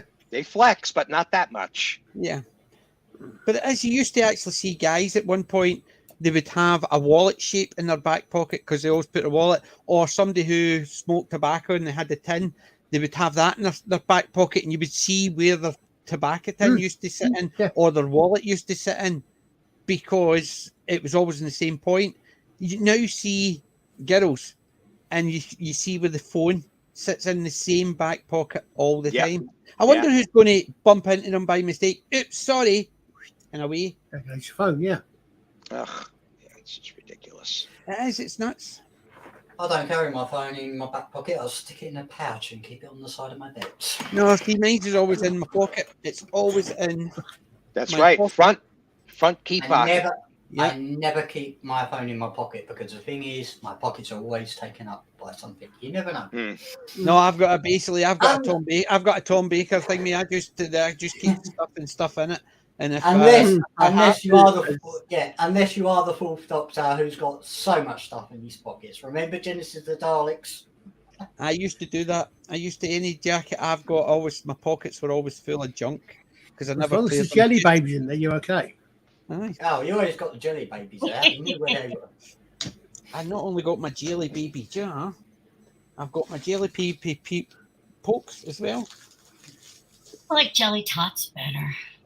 Jelly tots are okay, but I prefer. If I was going down, I would say jelly beans. But you can't bite the head off a jelly tot. No, that's true. You can a jelly baby. Very true. Very true. Yeah. And a gummy bear.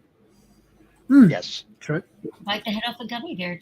I've ordered a big part of surprise, retro sweeties, and they've got cola cubes, pineapple cubes, shrimps and bananas. It's all the old classic quarters. Sweet peanuts, the lot. Just a big box here. I love my classic sweets. Anyway, shall we go back to the topic of the film? What movie? What movie? Let's talk about the sequel, shall we? So it would be. I think it would be a very clever move if the new Doctor Who season actually referenced this mockingly, right? Reference this movie, like. Well, it has the been new Doctor Who, when he makes his initial appearance, is quite literally watching it on an old TV set. This movie, watching it. The way the fish sticks and custard was a thing in the Resurrection with Matt Smith. Do a bit like that, where it's like, I don't know why, I love this movie. They've already had it in it, so they have. There was the bit with Peter Cushing. There was the bit with a unit, and they had all the bits. But that's only in the novelisation, I think. I don't. No. There are basically a couple of pictures, and one of the pictures is. Oh, what's that? Right. It's, if you look at somebody had set a still out, and it was literally all the pictures, and you could see the bits and pieces, and one of them was a clip. I don't think it's from this movie, but I think it was maybe Dalek Invasion of Earth. Right, I'll have to watch that. Another excuse to rewatch Day of the Doctor. Yeah. So, but then again, unfortunately, I've just discovered something else that has actually dropped today. What's that? Wednesday. Flying saucers are retro. No, not retro. I've got them in my retro mix, so I have flying saucers, and truthfully, you can get them. What's it? The Food Warehouse. You can get the big tub of them for £5, and I always buy it anytime I'm going by, and I've always got it. So you just dig my hand in and it depends what you define as retro. Do you mean something that you have to that from the past that is no longer available, or just something that is very old? Something that I technically they're not available. How can you get them? Yeah. So things that's retro, I used to eat as a kid. Flying saucers, pineapple cubes, cola cubes, sweet peanuts and stuff like that. Sweet peanuts are different because now they're wrapped rather than all sticky, which I hate. I hate unwrapping them because you used to just go into the pot and go, now you have to actually unwrap each one individually. And they've got the warning, may contain peanut on the bag. Sorry, they're called sweet peanuts. What do you mean may contain peanut? Bloody better contain peanut. Yeah, they might as well just say, don't blame us if you die. That's what it should say on the package. Because that's all those statements are. Yeah, I know. They're basically a case of, they put it on everything. Oh, well, you see the shop next to us, they once used to actually have a packet of peanuts in their bar. So it might have contaminated our shop, so may contain peanuts. It's a big, old, liable, hands up, don't shoot kind of bullshit. That's all it is. That's exactly what that is. Yeah. And the worst part of it is, I've seen a packet of peanuts, not sweet peanuts, just bog standard seed peanuts with it's got salty peanuts.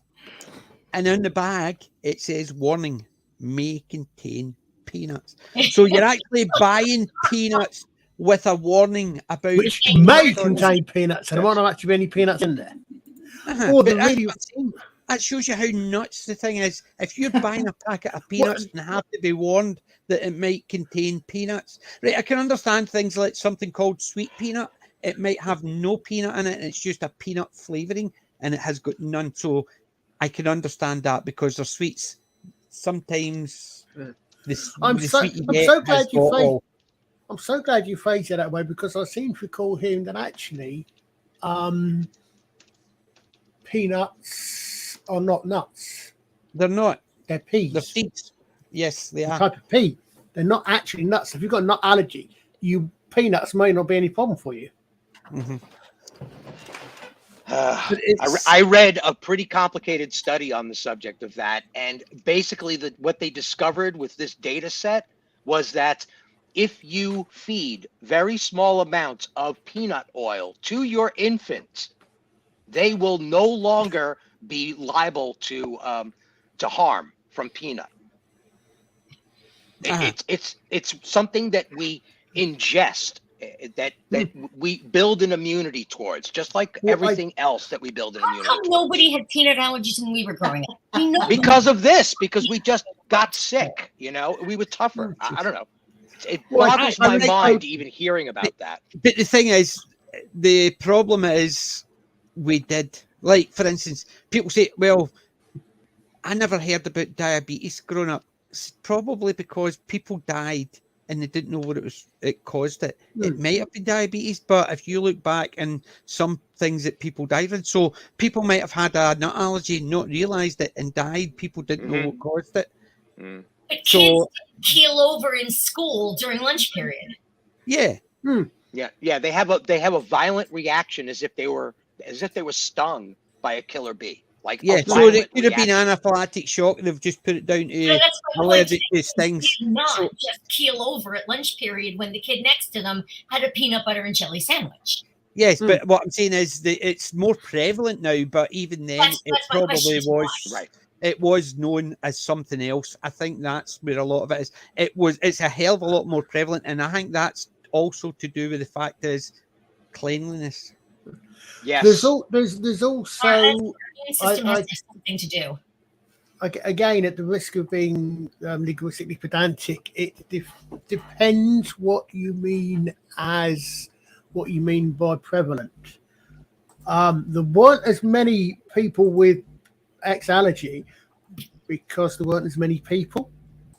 Yeah, there is a ratio. To So exactly. And the question is, why? We think this, but how many people, well, the same number of people having these roughly the same ratio of people having these sort of things, fine.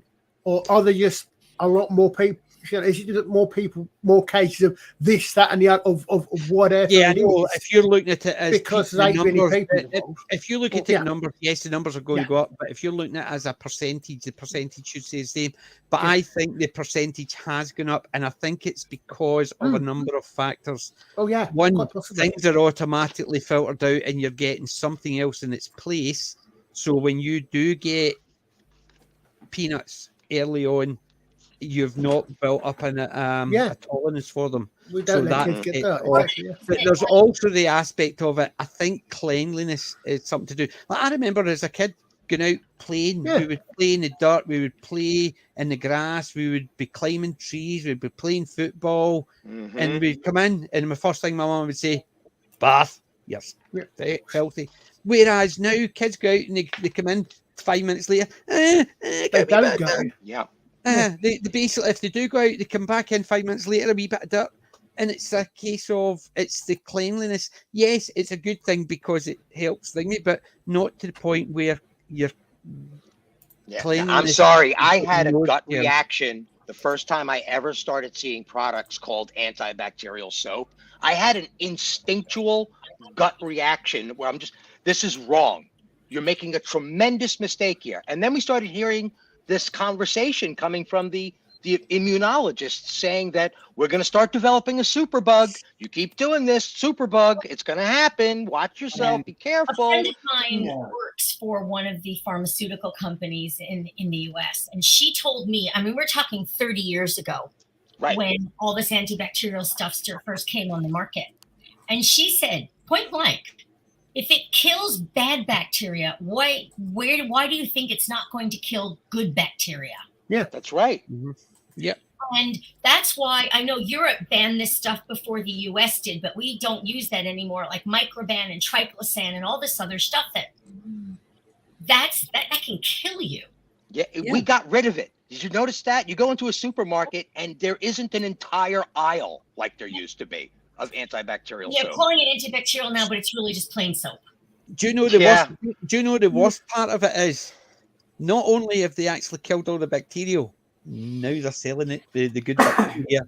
So you have it. You've got the wee teeny Yakult, so you can drink the good bacteria. So basically, they've killed that much bacteria, they're having to give you the bacteria they've just killed. Right. You eat yogurt and probiotics to get bacteria back. Yes, exactly. Ridiculous.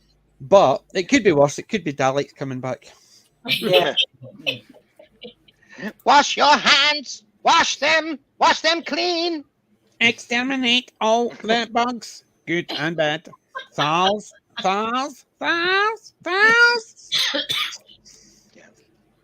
Know that I've been actually playing with this all day since basically. Since you got it. And it looks gigantic in front of that camera. I mean, it looks like it's like a 12 or 14-inch figure in that camera shot. The girls all say that. Nice. I am superior. Can we get a Gur Arg?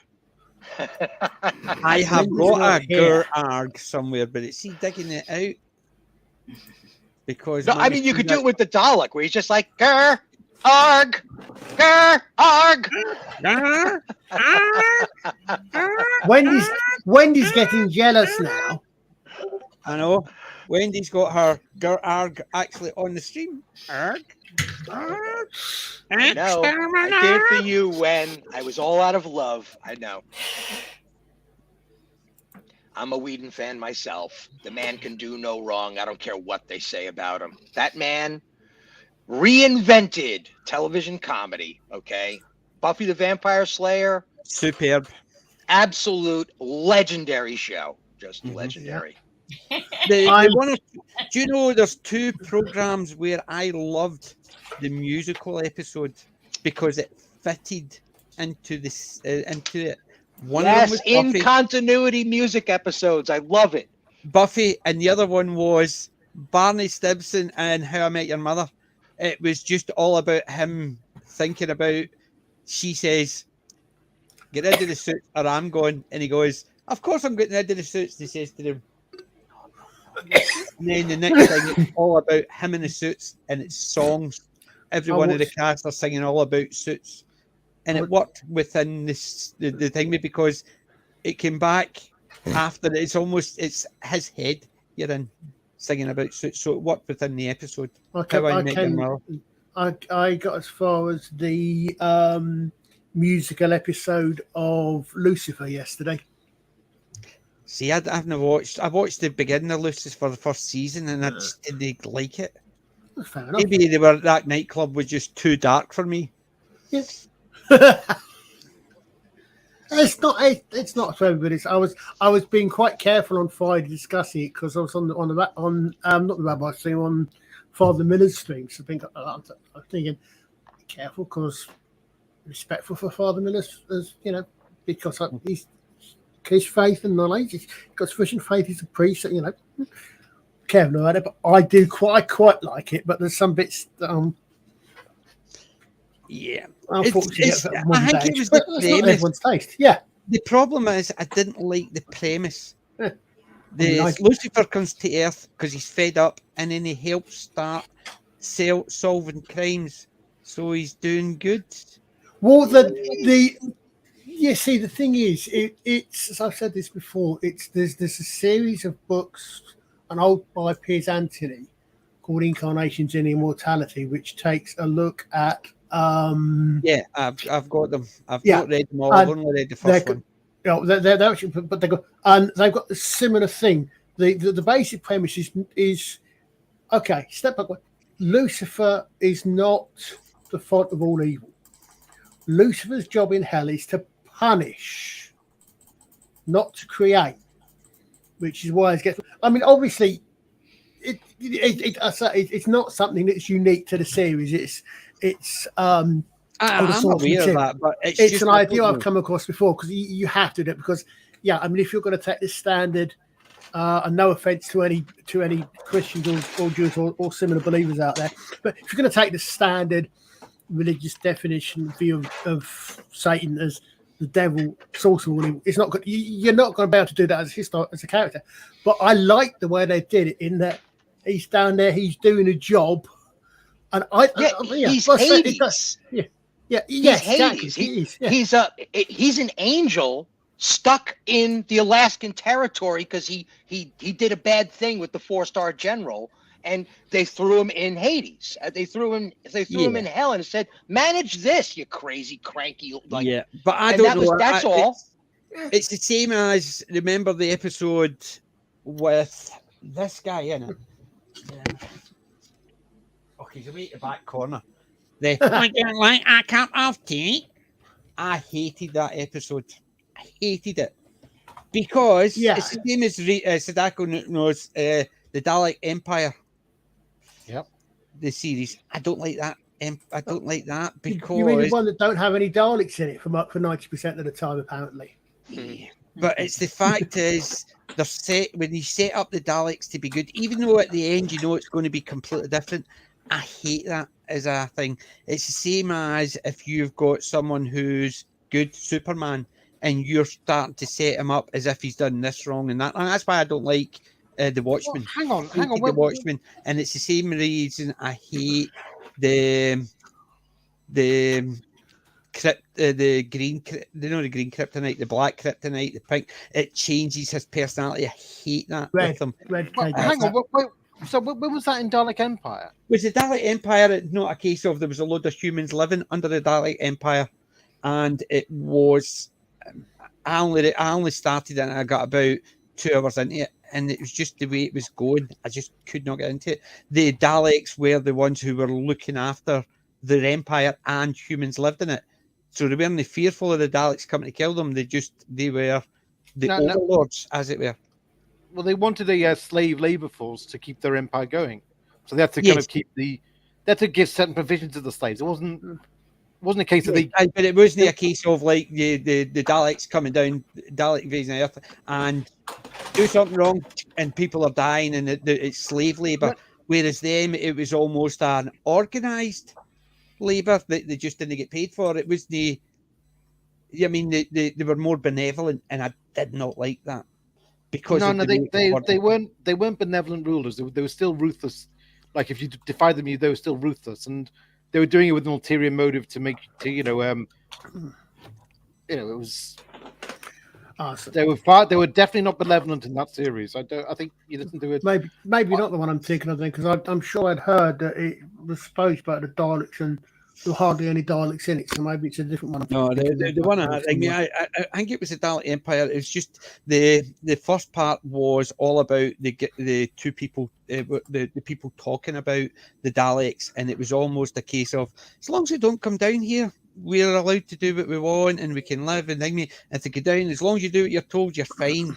And to me, that just wasn't the Daleks, and I just no. It's the same idea as I don't like. Superman is Superman, but when he starts getting dark and gritty, and don't want to watch it. Yeah, it's. You think of Superman 3, where he gets drunk and starts. Yes, like he kind of straightens the Leaning Tower of Pizza, and yes,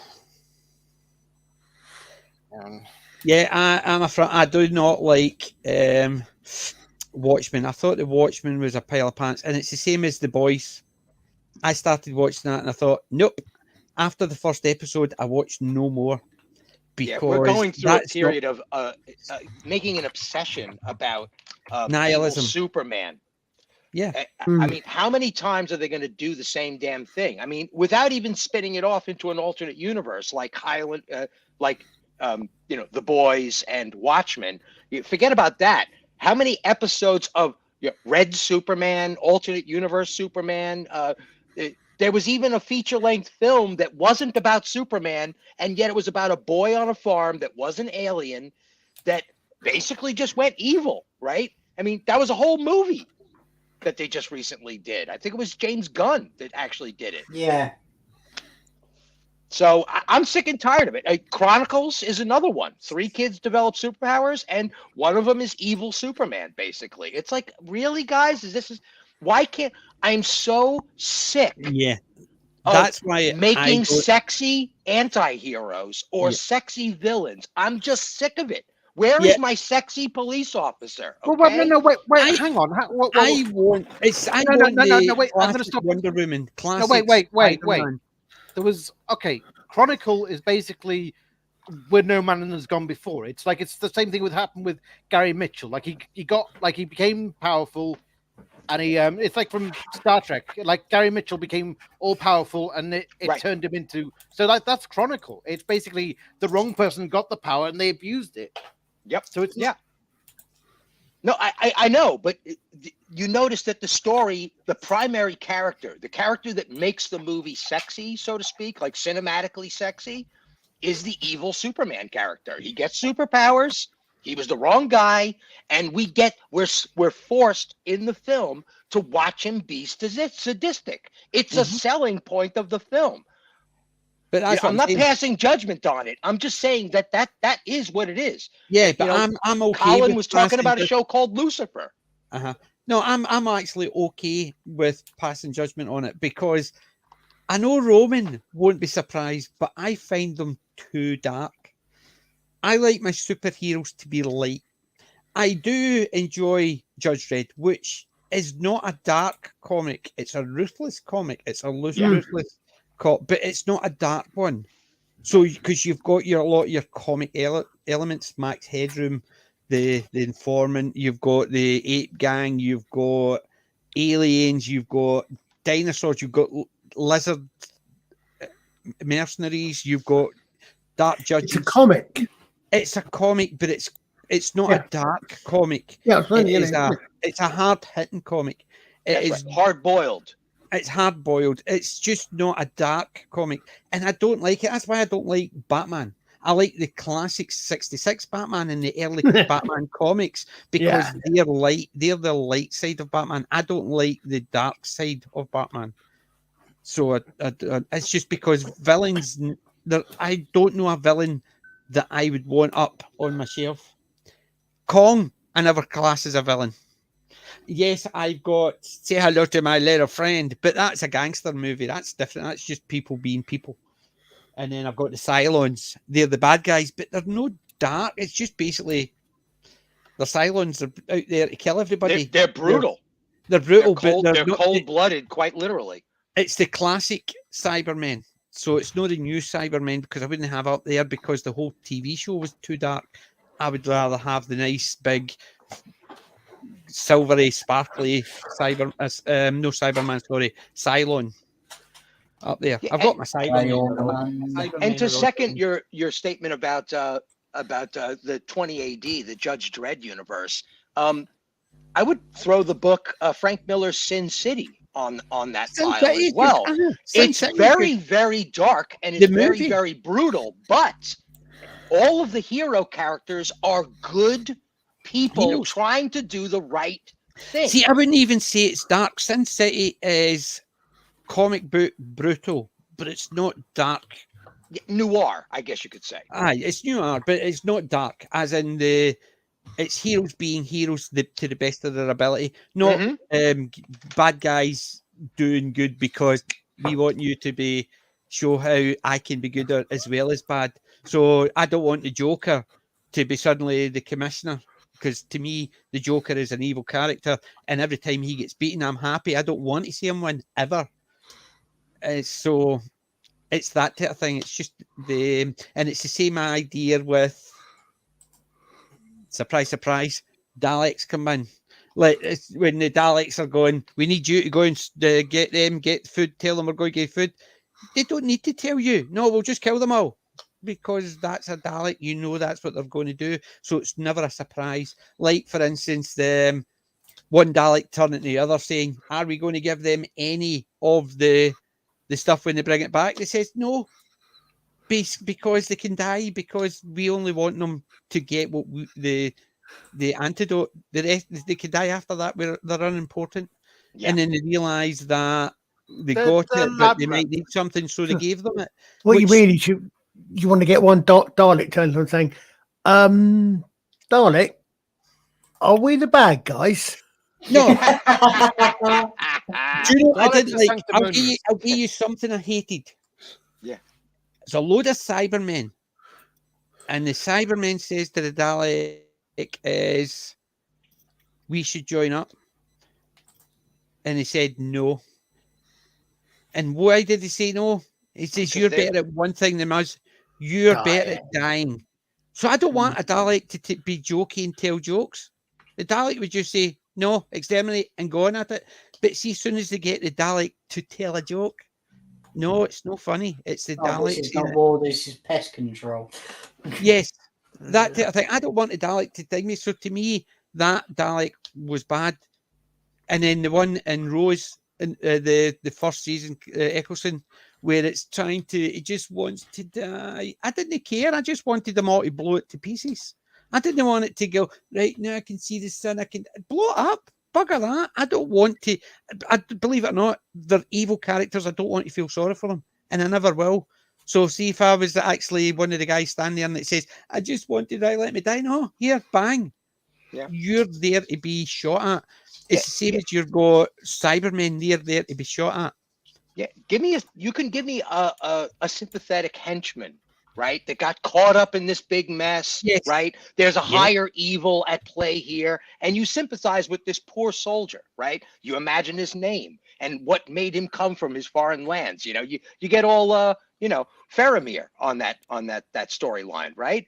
But the big baddie, I don't care what him and his dad did. I don't care how his mom treated him as a baby, whether or not he breastfed. I don't care. Blow up his fortress. End this guy. Yeah, you know? And villain I is villain. Vader. I hated them giving Vader about Luke, I am your father. Or Luke, no, I am your father. He never said, Luke, I am your father. No, I am your father. Right, so he's his father, and then he turned to the dark side, and he's the redemption arc. See the prequels where they actually told you how he actually got it? I didn't give a toss. I did not care one iota. Yeah. It didn't make all it did was it made the Darth Vader that I liked, made him stupid. So thank Christ I just went, nope, ignoring them, never watching them again, so I can forget about that. and I'll just stick to the Star Wars, the 3 movies that exist for me, because I don't want to watch a movie that makes the good Darth Vader suddenly a bad Darth Vader. Yeah. It's the same as Doctor Who. I don't want to watch the new stuff because that makes the old stuff bad. And it's just that. And I always used to say it was near the Unearthly Child. What was the one Whittaker did that killed it? The Timeless Child. The Timeless Child, right? Mm. Everybody's saying, oh, it ruined Doctor Who for me. I can't watch Doctor Who, and I'm sitting there thinking, why would you say that? Just stop, don't watch it, and just go back to the ones you liked. And then I watched Wheel of Time, and Wheel of Time is ruined for me. I cannot listen to Wheel of Time. I cannot read Wheel of Time. I gave my books away because every time I read it, I picture that pish. So up until that point, I could never understand why people stopped watching Doctor Who, because I stopped watching Doctor Who and I just went, right, I'm only watching it up till the Paul McGann movie. Didn't really like the Paul McGann movie, but Sylvester McCoy's in it at the beginning, so it makes it part and parcel. If Sylvester McCoy wasn't in it and they just made the movie, I would probably ignore the McGann movie as well. But so I've got a cut-off point, and thankfully I never saw the stuff that killed it. I just saw the stuff leading up to it, and I thought, no. So, but the problem is when you start actually trying to justify why your bad guys are bad, don't care. Literally do not care. See that guy killed 15 people with a machine gun in that club? He was bullied as a kid. I don't give a toss. He killed people. That's all I care about. He should be punished for that. I was bullied as a kid. You don't see me shooting up a nightclub. That's the problem. It's a case of now let's justify why you did something bad and we can let you off with it. Yeah. Oh, I was bullied as a kid. There you go. On you go. And you're sitting there thinking, really, just killed three people, but he was bullied as a kid, so that justifies it. Well, wait. I mean, to a degree, understanding of human psychology is useful. If you understand why someone does something, then it's understand. If you understand human psychology, then hopefully we get a better understanding of human psychology. We understand how to raise people better so that they don't turn into killers. Right, I can understand that aspect, but not to the point where that person has got an excuse for doing it. They've done it. End of story. I don't care what their backstory is. If they do something bad, everything they've led up to that point, I do not care about, because they should be punished for that. So if you're going to give me justifications why they got to that point, then those justifications are invalid, because other people have had worse and they've never done it. So that person should be punished for what they did, not justified why they got to that point. It's like I feel that way with this whole stupid concept of hate crimes. If there is anything to a hate aspect to a crime, it should come in at sentencing. And indeed, conversely, the reverse. Anything that mitigates, it should come in at sentencing, not be somewhat separate. So I get what you're saying. Yeah, it doesn't matter. You don't. If there's something that mitigates something that someone's done, that may come in. That may be taken into consideration in sentencing. It doesn't stop them having committed an offence. So I know. I agree with what you're saying there. See, I would actually. I'm the type of person. Why you did it? But see, I don't care why people do things. If they do bad things, just lock them up. That's what I said. I mean, yeah, that's what I said. I mean, I wouldn't have actually say, oh well, you did it because of this, so we'll take 2 years off your sentence. Tough, you did it. 2 years. I'm not saying it necessarily does. I'm saying if there is anything if there is anything like that, which changes, it comes at it doesn't come at a separate crime or separate offence or a separate thing.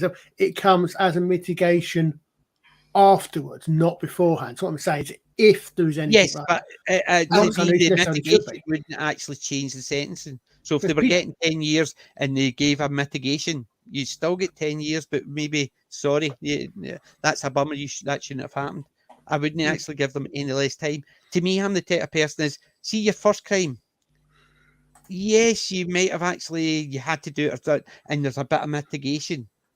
And so instead of giving you the maximum term, we'll give you the minimum, because this is to stop you from doing it. But see, if you commit a second crime, see everything else, you already know what's going to happen. So you get the maximum sentence. And see, if you do it again, you get double the maximum sentence. Yeah, see, if you do it again, you get double that, then double that, and then just keep doing that. What? And that's to me, that's what I want. I want the Judge Dredd future, where you do a crime, you do the major time. You mean you don't get arrested for serious offence and let out on bail that you don't have to actually put up any money for, and just allowed to walk out? You don't think that's good? That's right. You amaze me. You know.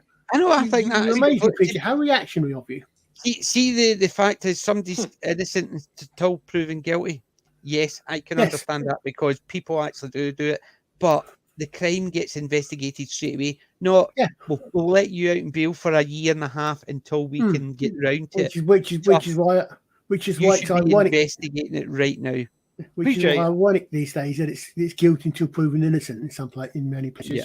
Oh, I'm basically an old grumpy old bugger, and I'm aware of it, and I'm okay with that. PJ, how did you feel about Linden in Doctor Who? Linden from Attack of the Cybermen. Oh, Linden, see when he died, I was okay with that. Oh, but how did you rate his redemption story?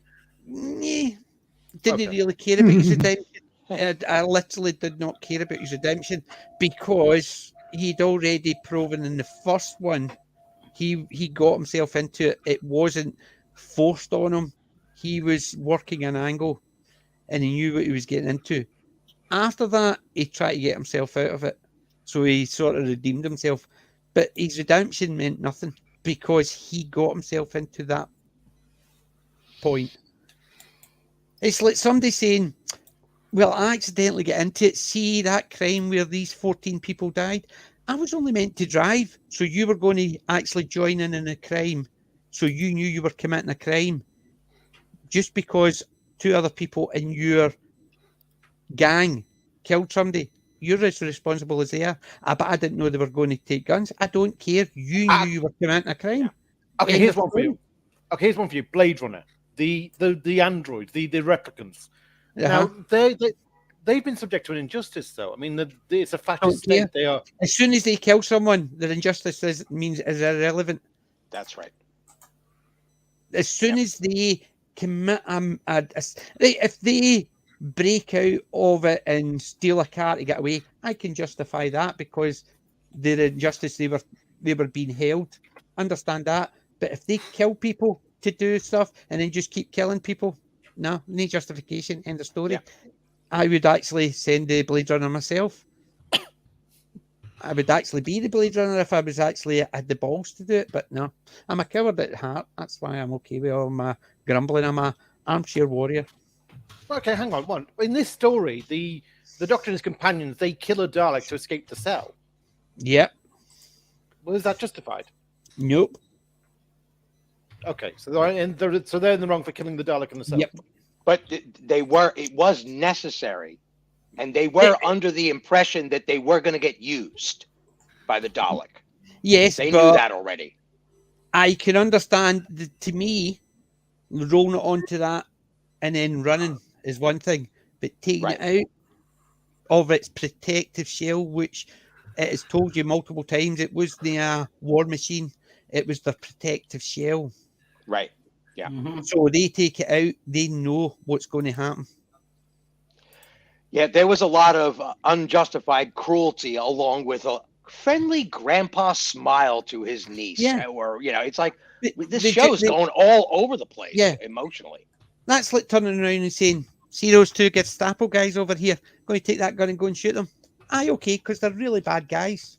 But there was one moment when they're jumping that cliff, that ravine, right, with the rope, and they're passing the rope back and forth, and the guy cuts his rope, right, falls down a pit that's allegedly like infinite, right? We don't see the bottom, and then he goes, "Would somebody help me down here?" I almost burst out laughing. I mean, no, you're stuck down there, dude. Okay, you've been bitching the whole time. You're a total wuss. Okay, stay down there. Okay. Maybe we'll come back when this is all over. But like, that was, to me, is a typical redemption arc, because he to make sure Ian got back up, he cut the rope, and he managed to actually save himself. So now can you save me? Whereas if he'd missed that ledge and gone, he did something noble. He killed practically himself. killed a member of the party because of his reluctant jumping. I'm sorry. It's just guys, I'm gonna jump off in a sec because I've got some. Yeah, well, we're going to be certain. We need to wind up shortly anyway. See you because all on. Hopefully, see you all on Saturday. Saturday, definitely. Colin. Right, cheers, Colin. See you, Colin. Take care, Colin. So, what we'll do is we'll start winding up. What was your main impression? What would you give this out of 10? Who wants to start? See, this is difficult for me because I used to, like when I first saw the film as a kid, I replayed it to death, and I feel like I probably have worn out a lot of its magic. So, I don't know. I think main impression, I suppose. I mean, it's mainly the music that comes to mind. The look of the Dalek City. The I don't know. It's I mean, it's hard to kind of go back to being a kid with it because it's like it is. I'll go for a 6. Mm-hmm. Sorry. Although I must say I enjoyed revisiting it at the cinema, and again, the main impression I got from seeing it at the cinema was Susan. Was that she was far more the hero than people remember. Mm-hmm. It was a comfort viewing in a way. It was like we've been talking about this about darkness and the horrors of society, the horrible societies, and it's like the horrors of society, the horrors of the real world. And it's like you watch this and you just escape into this happy, this other time, this more innocent time when TV entertainment was just about escapism and about heroes being heroes and winning the day. So it's maybe I'd give it a 7. No, a 6. I'll go for 6. I'll go for 6. Good, very good. Stephen? I'm gonna have to settle on a 5 with an honorary mention to a 7 as a historical viewing, but as a cinematic event, nah. It's even for the cinema of its time, it's got some serious awkward issues. There's some definite flipping. It's almost like they gender swapped the whole cast, in my opinion. It's like there was some weird stuff going on in there. Not my cup of tea. Too quiet. Way too quiet. And, I apologize, but, the Dalek, can you speed it up a little bit? I mean, you're trying to conquer a whole universe here. Can we talk a little bit faster? But right now, the reason for that was I think they had these flashing lights, and they were key to flash like every so often. I think they couldn't get it to flash in sync, so they had to slow the voice down. Oh, right. Interesting. In certain scenes. Interesting. There you go. I do remember when the DDOM time team reviewed, they were going like, that Dalek that's kind of enunciated was like, I'd hate to be cornered by him at a party. Yeah, it's the Steve Davis effect. Hysterical. So, Kelly, what would you think? Well, I'm with Stephen and Sadako. I think it was unintentionally hilarious. Mm. It is definitely a period piece, and I loved seeing the 60s color and the costumes and all that kind of stuff. I didn't like how they turned Ian into a bumbling fool. I didn't like that they turned Barbara into the doctor's other granddaughter. I just thought it was kind of dumb. But a lot of movies for kids in the 60s were dumb. Yes. Yeah. The Flubber was dumb. The computer wore tennis shoes was dumb. Yep. Mm-hmm. And this was dumb, but it was entertaining. Yep. Very good. Alec? I'll let Stephen go first. I just wanted to say it's I could probably write a 5-page set of notes of, it's like, can we stabilize the tone? Why does he need to be so tongue in cheek? Can we masculine him up just a little bit so that everybody's participating in this? Can we have some genuine character shifting within the Thal? Can we have a moment other than him getting pissed off that somebody threatened his girlfriend for the first time?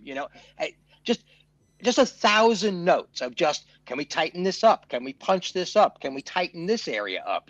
Just jeopardize it a little bit more, just a little bit. Make the Dalek a little more threatening, change the camera angle. Can I get a Dutch camera angle in here every once in a while? Something. It was just very 2D, very. Part of it is that we don't have, Stephen in particular and I don't have the, childhood memories of this. So there's no sentimentality on our part. Right. Yeah. I don't get that adrenaline rush of having seen it as a child.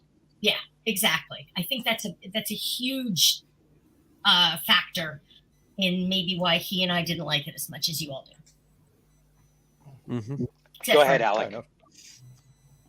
By the way, would anyone be interested in seeing? Oh yeah.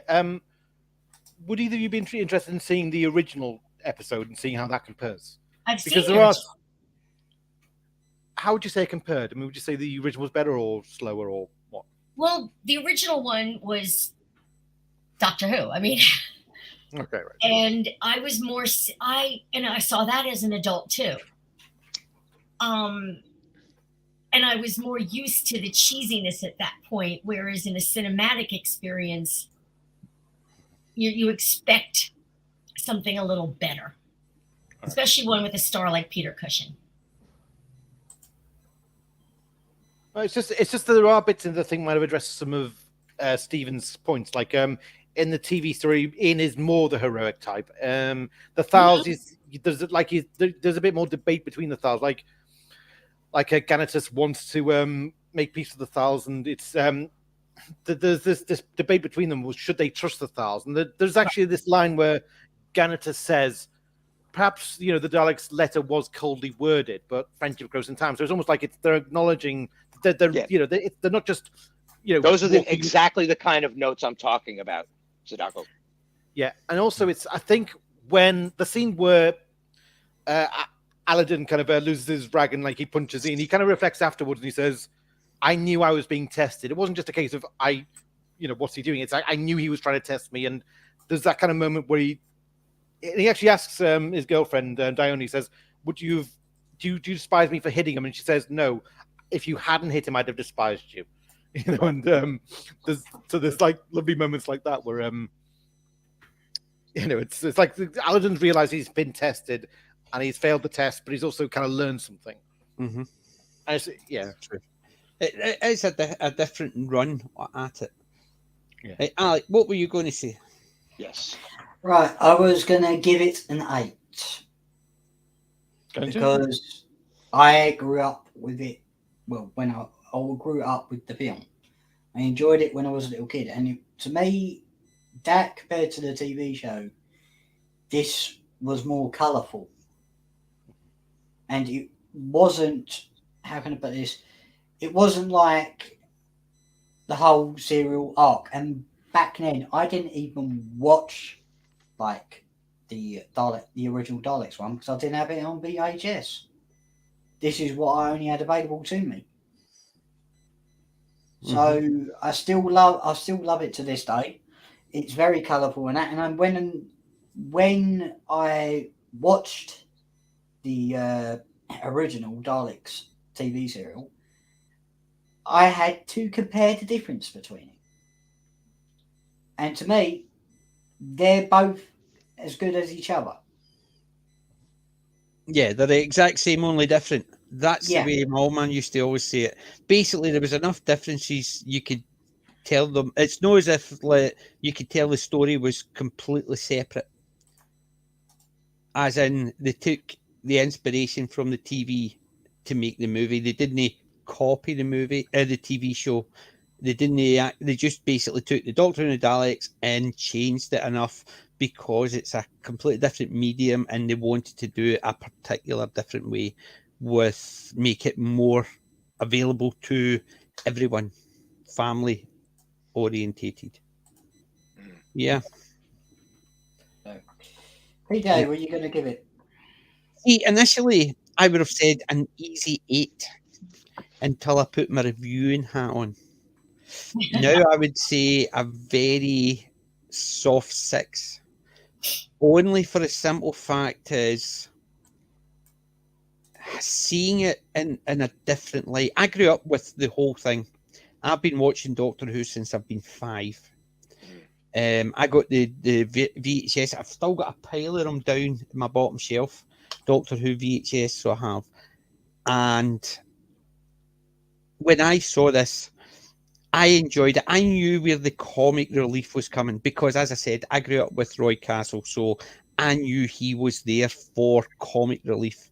Because a lot of movies, like the Carry On ones he was in, even the Royal Variety shows he was on, he was a dancer, he was a musician, but he was also he did a lot of comic stuff with Bruce Forsyth. He would do it with different people, and he has that comic timing. So I knew when I saw it what it was going to be. I knew it was going to be more comedy than sci-fi. I was aware of the way it was going down with the characters. And the changing of the characters, the fact that they had all the characters, because I saw this one in the Dalek Invasion of Earth where they didn't have Ian and Barbara, they only had Susan. And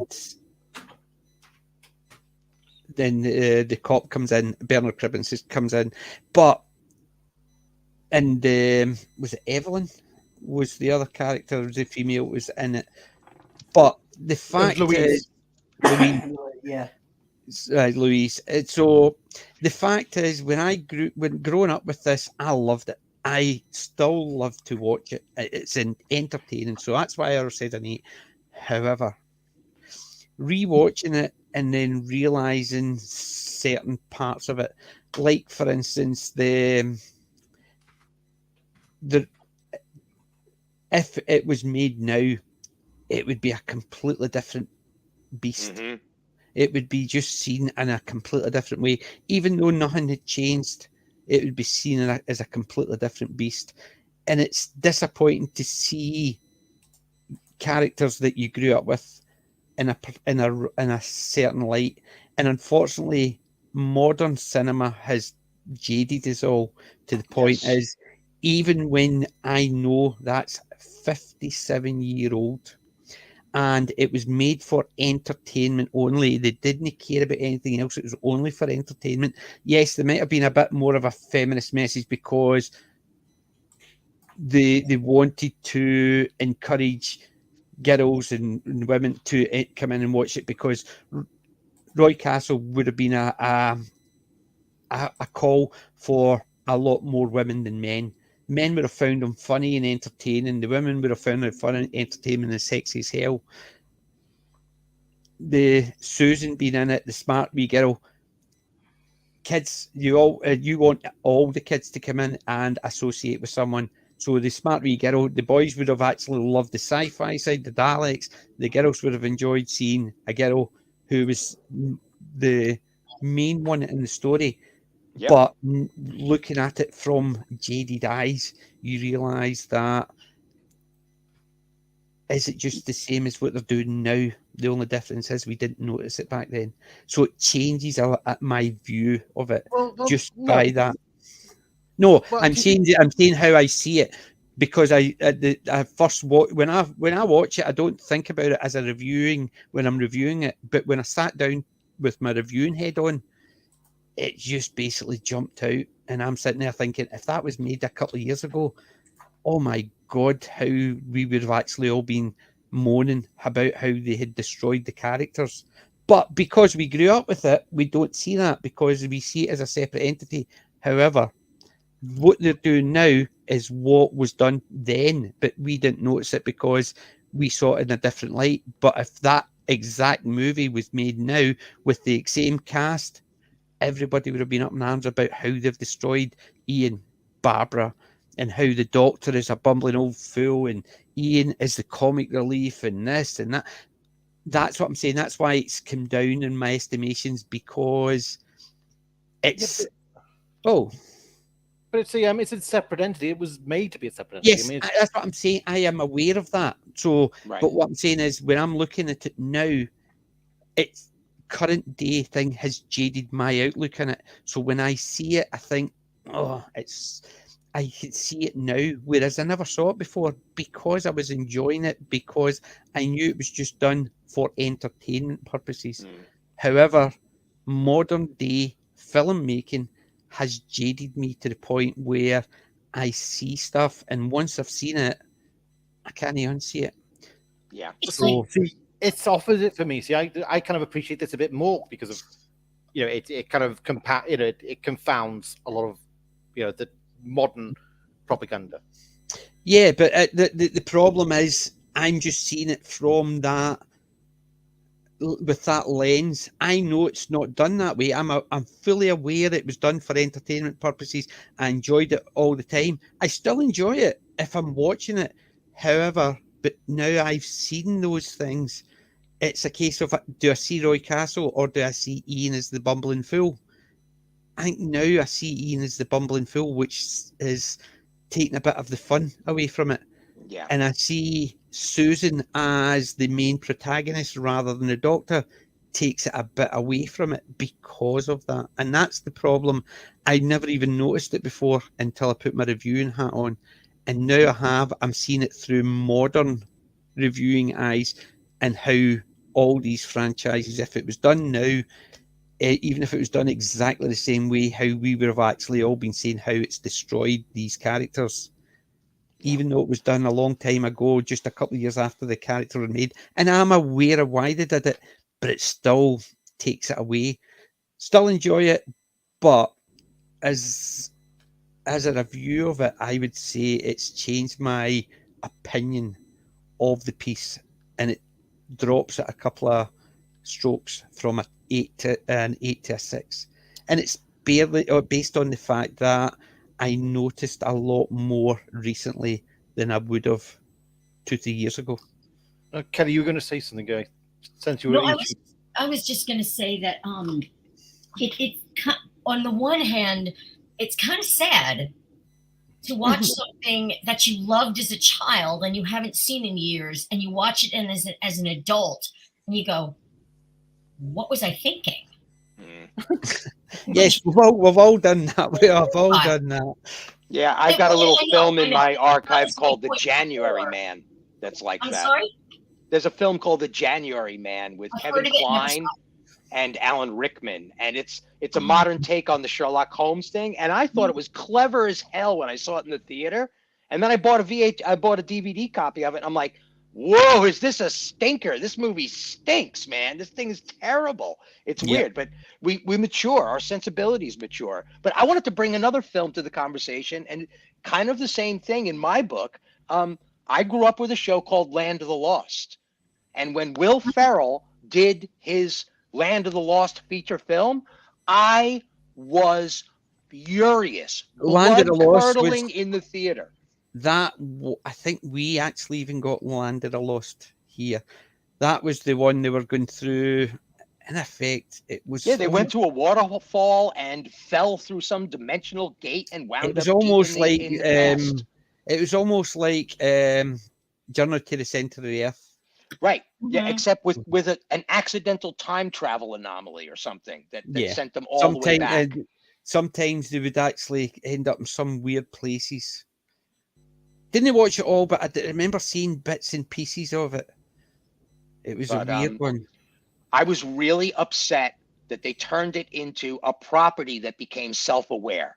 And that's kind of what you're talking about, PJ. It's that where this hindsight is creating a self-awareness where you can't unsee these things anymore. It's just our contemporary sensibility has trained us to be sensitive to these things. Yeah. But it's the reason, and you could use this as a model to reverse engineer why some of these contemporary reimaginings piss us off so much. It's because the writers are bringing a modern sensibility to it, and with a heavy hand, They're just telegraphing it on screen that I don't know the material. I don't care about the material. I'm going to make this fun, even though it was originally a serious property.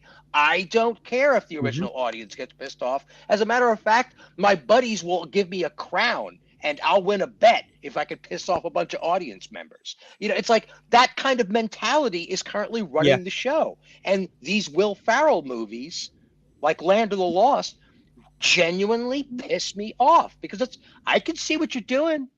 I'm not happy about it. Okay. I can see that you're even doing it on purpose. You made our hero a wuss and a questionably ethical character. No, don't do that. Yeah. Whereas in the Dalek invasion of Earth, where you had the different female, different male, you had the Doctor and his granddaughter Susan. It wasn't a major issue because you didn't see Ian and Barbara. You saw two other characters, different names, so it was not an issue. You saw Susan and the Doctor, and that was it. So it wasn't as bad. But this one, looking at it through reviewers, it changed my attitude towards it. I still enjoy it. When I'm not reviewing it, I can still sit back and not think about it. But when I'm looking at it through my reviewer's eyes, it just changed how I saw it. And I don't think it will change how I remember it. So anytime I'm watching it, I'll still laugh at the Roy Castle tripping over something and sitting down and standing up trying to get the door, sitting down. Yeah, it's fun, but I don't know. I would need to disassociate it from Ian. I would have to see Roy Castle doing it rather than Ian doing it. And the good thing is, it's Ian doing it, not Ian Chesterton doing it, because they never gave him a surname. So there is bits like that. He's just Ian? He's just Ian, and she's just Barbara. Got it. They don't give a surname. So technically, she's Barbara Who. Because he's Doctor Who, and so that means they have to be Susan Who and Barbara Who. It has to be based on that, unless their mother is married and they've got their father's surname, but they never mention parents or anything like that. So it's only grandfather. So you have to assume the name's the same. But in the other movie, is the same girl playing Susan? Yes, it is. Ow. I don't know what happened there, Alec. You bounced, and then when you came back on it, it's funny how you can. I think today we're less tolerant of things that don't necessarily make sense than we used to be. When we were kids, we're able to suspend our disbelief a little bit more. I mean, yes. I've always been a cynic, but for example, in the original Parent Trap, Haley Mills played the daughters. Yep. She was a California girl and a Boston girl, and she had a British accent in both of them. Right, yep. right. Now, the new one, in a way, they make Natasha Richardson living in London so that the London twin has a British accent and the California twin doesn't. But nobody cared that Haley Mills had the same accent. Had the same accent or had any accent. Nobody cared. I know, it was the same as like when you're watching Ice Cold and Alex. The bit where the spy, the German, is actually, he's got the radio and they shine a light and suddenly he throws it down in this quicksand to sink it. You can see the big bloody box and you can see him pushing down, but everybody ignores that because they're just trying to save him. You can give that away, because you had to see him getting rid of that so you know what he is, and they still have to figure it out. So they had to show you him getting rid of it. But it was so obvious that they must have seen it, but they're meant to not have seen it. So it's that type of thing. So you can suspend the disbelief for things that are so obvious. It's like when you're watching a stage show and one of them goes, "He thinks I'm the butler," and shouts it out. But because he does that, you can suspend your disbelief that nobody else can hear him. Yeah. So stage contrivance. Stage contrivance. I'm okay with things like that, and even now I'm okay when something doesn't add up because it's for entertainment. You don't expect it, but it just changes the aspect. So what we're going to do, we're going to finish up there, and remember next week is Still Game Night. So Still Game is actually, you can find it on YouTube. You can find full episodes. We're not going to watch the whole, because there's a lot of seasons. So we'll just watch whatever episodes you can get a hold of, just so you get an idea of the characters, and we'll talk about it in general. What's the name of the show? Still Game. It's a Scottish show. It's on YouTube. Just STILLGAME. Game. Still Game. As in, see those two old boys? They're still game. Nice. Okay. Right. It's a Scottish one. It's about two old boys who have been friends for years, Jack and Victor, and their neighbour, Isa, and their shopkeeper, Navid, and the barman, Bobby, and a couple of their old friends. Oh God! I wrote. Hey! He's just rolled in the show. I just wanted to stop in.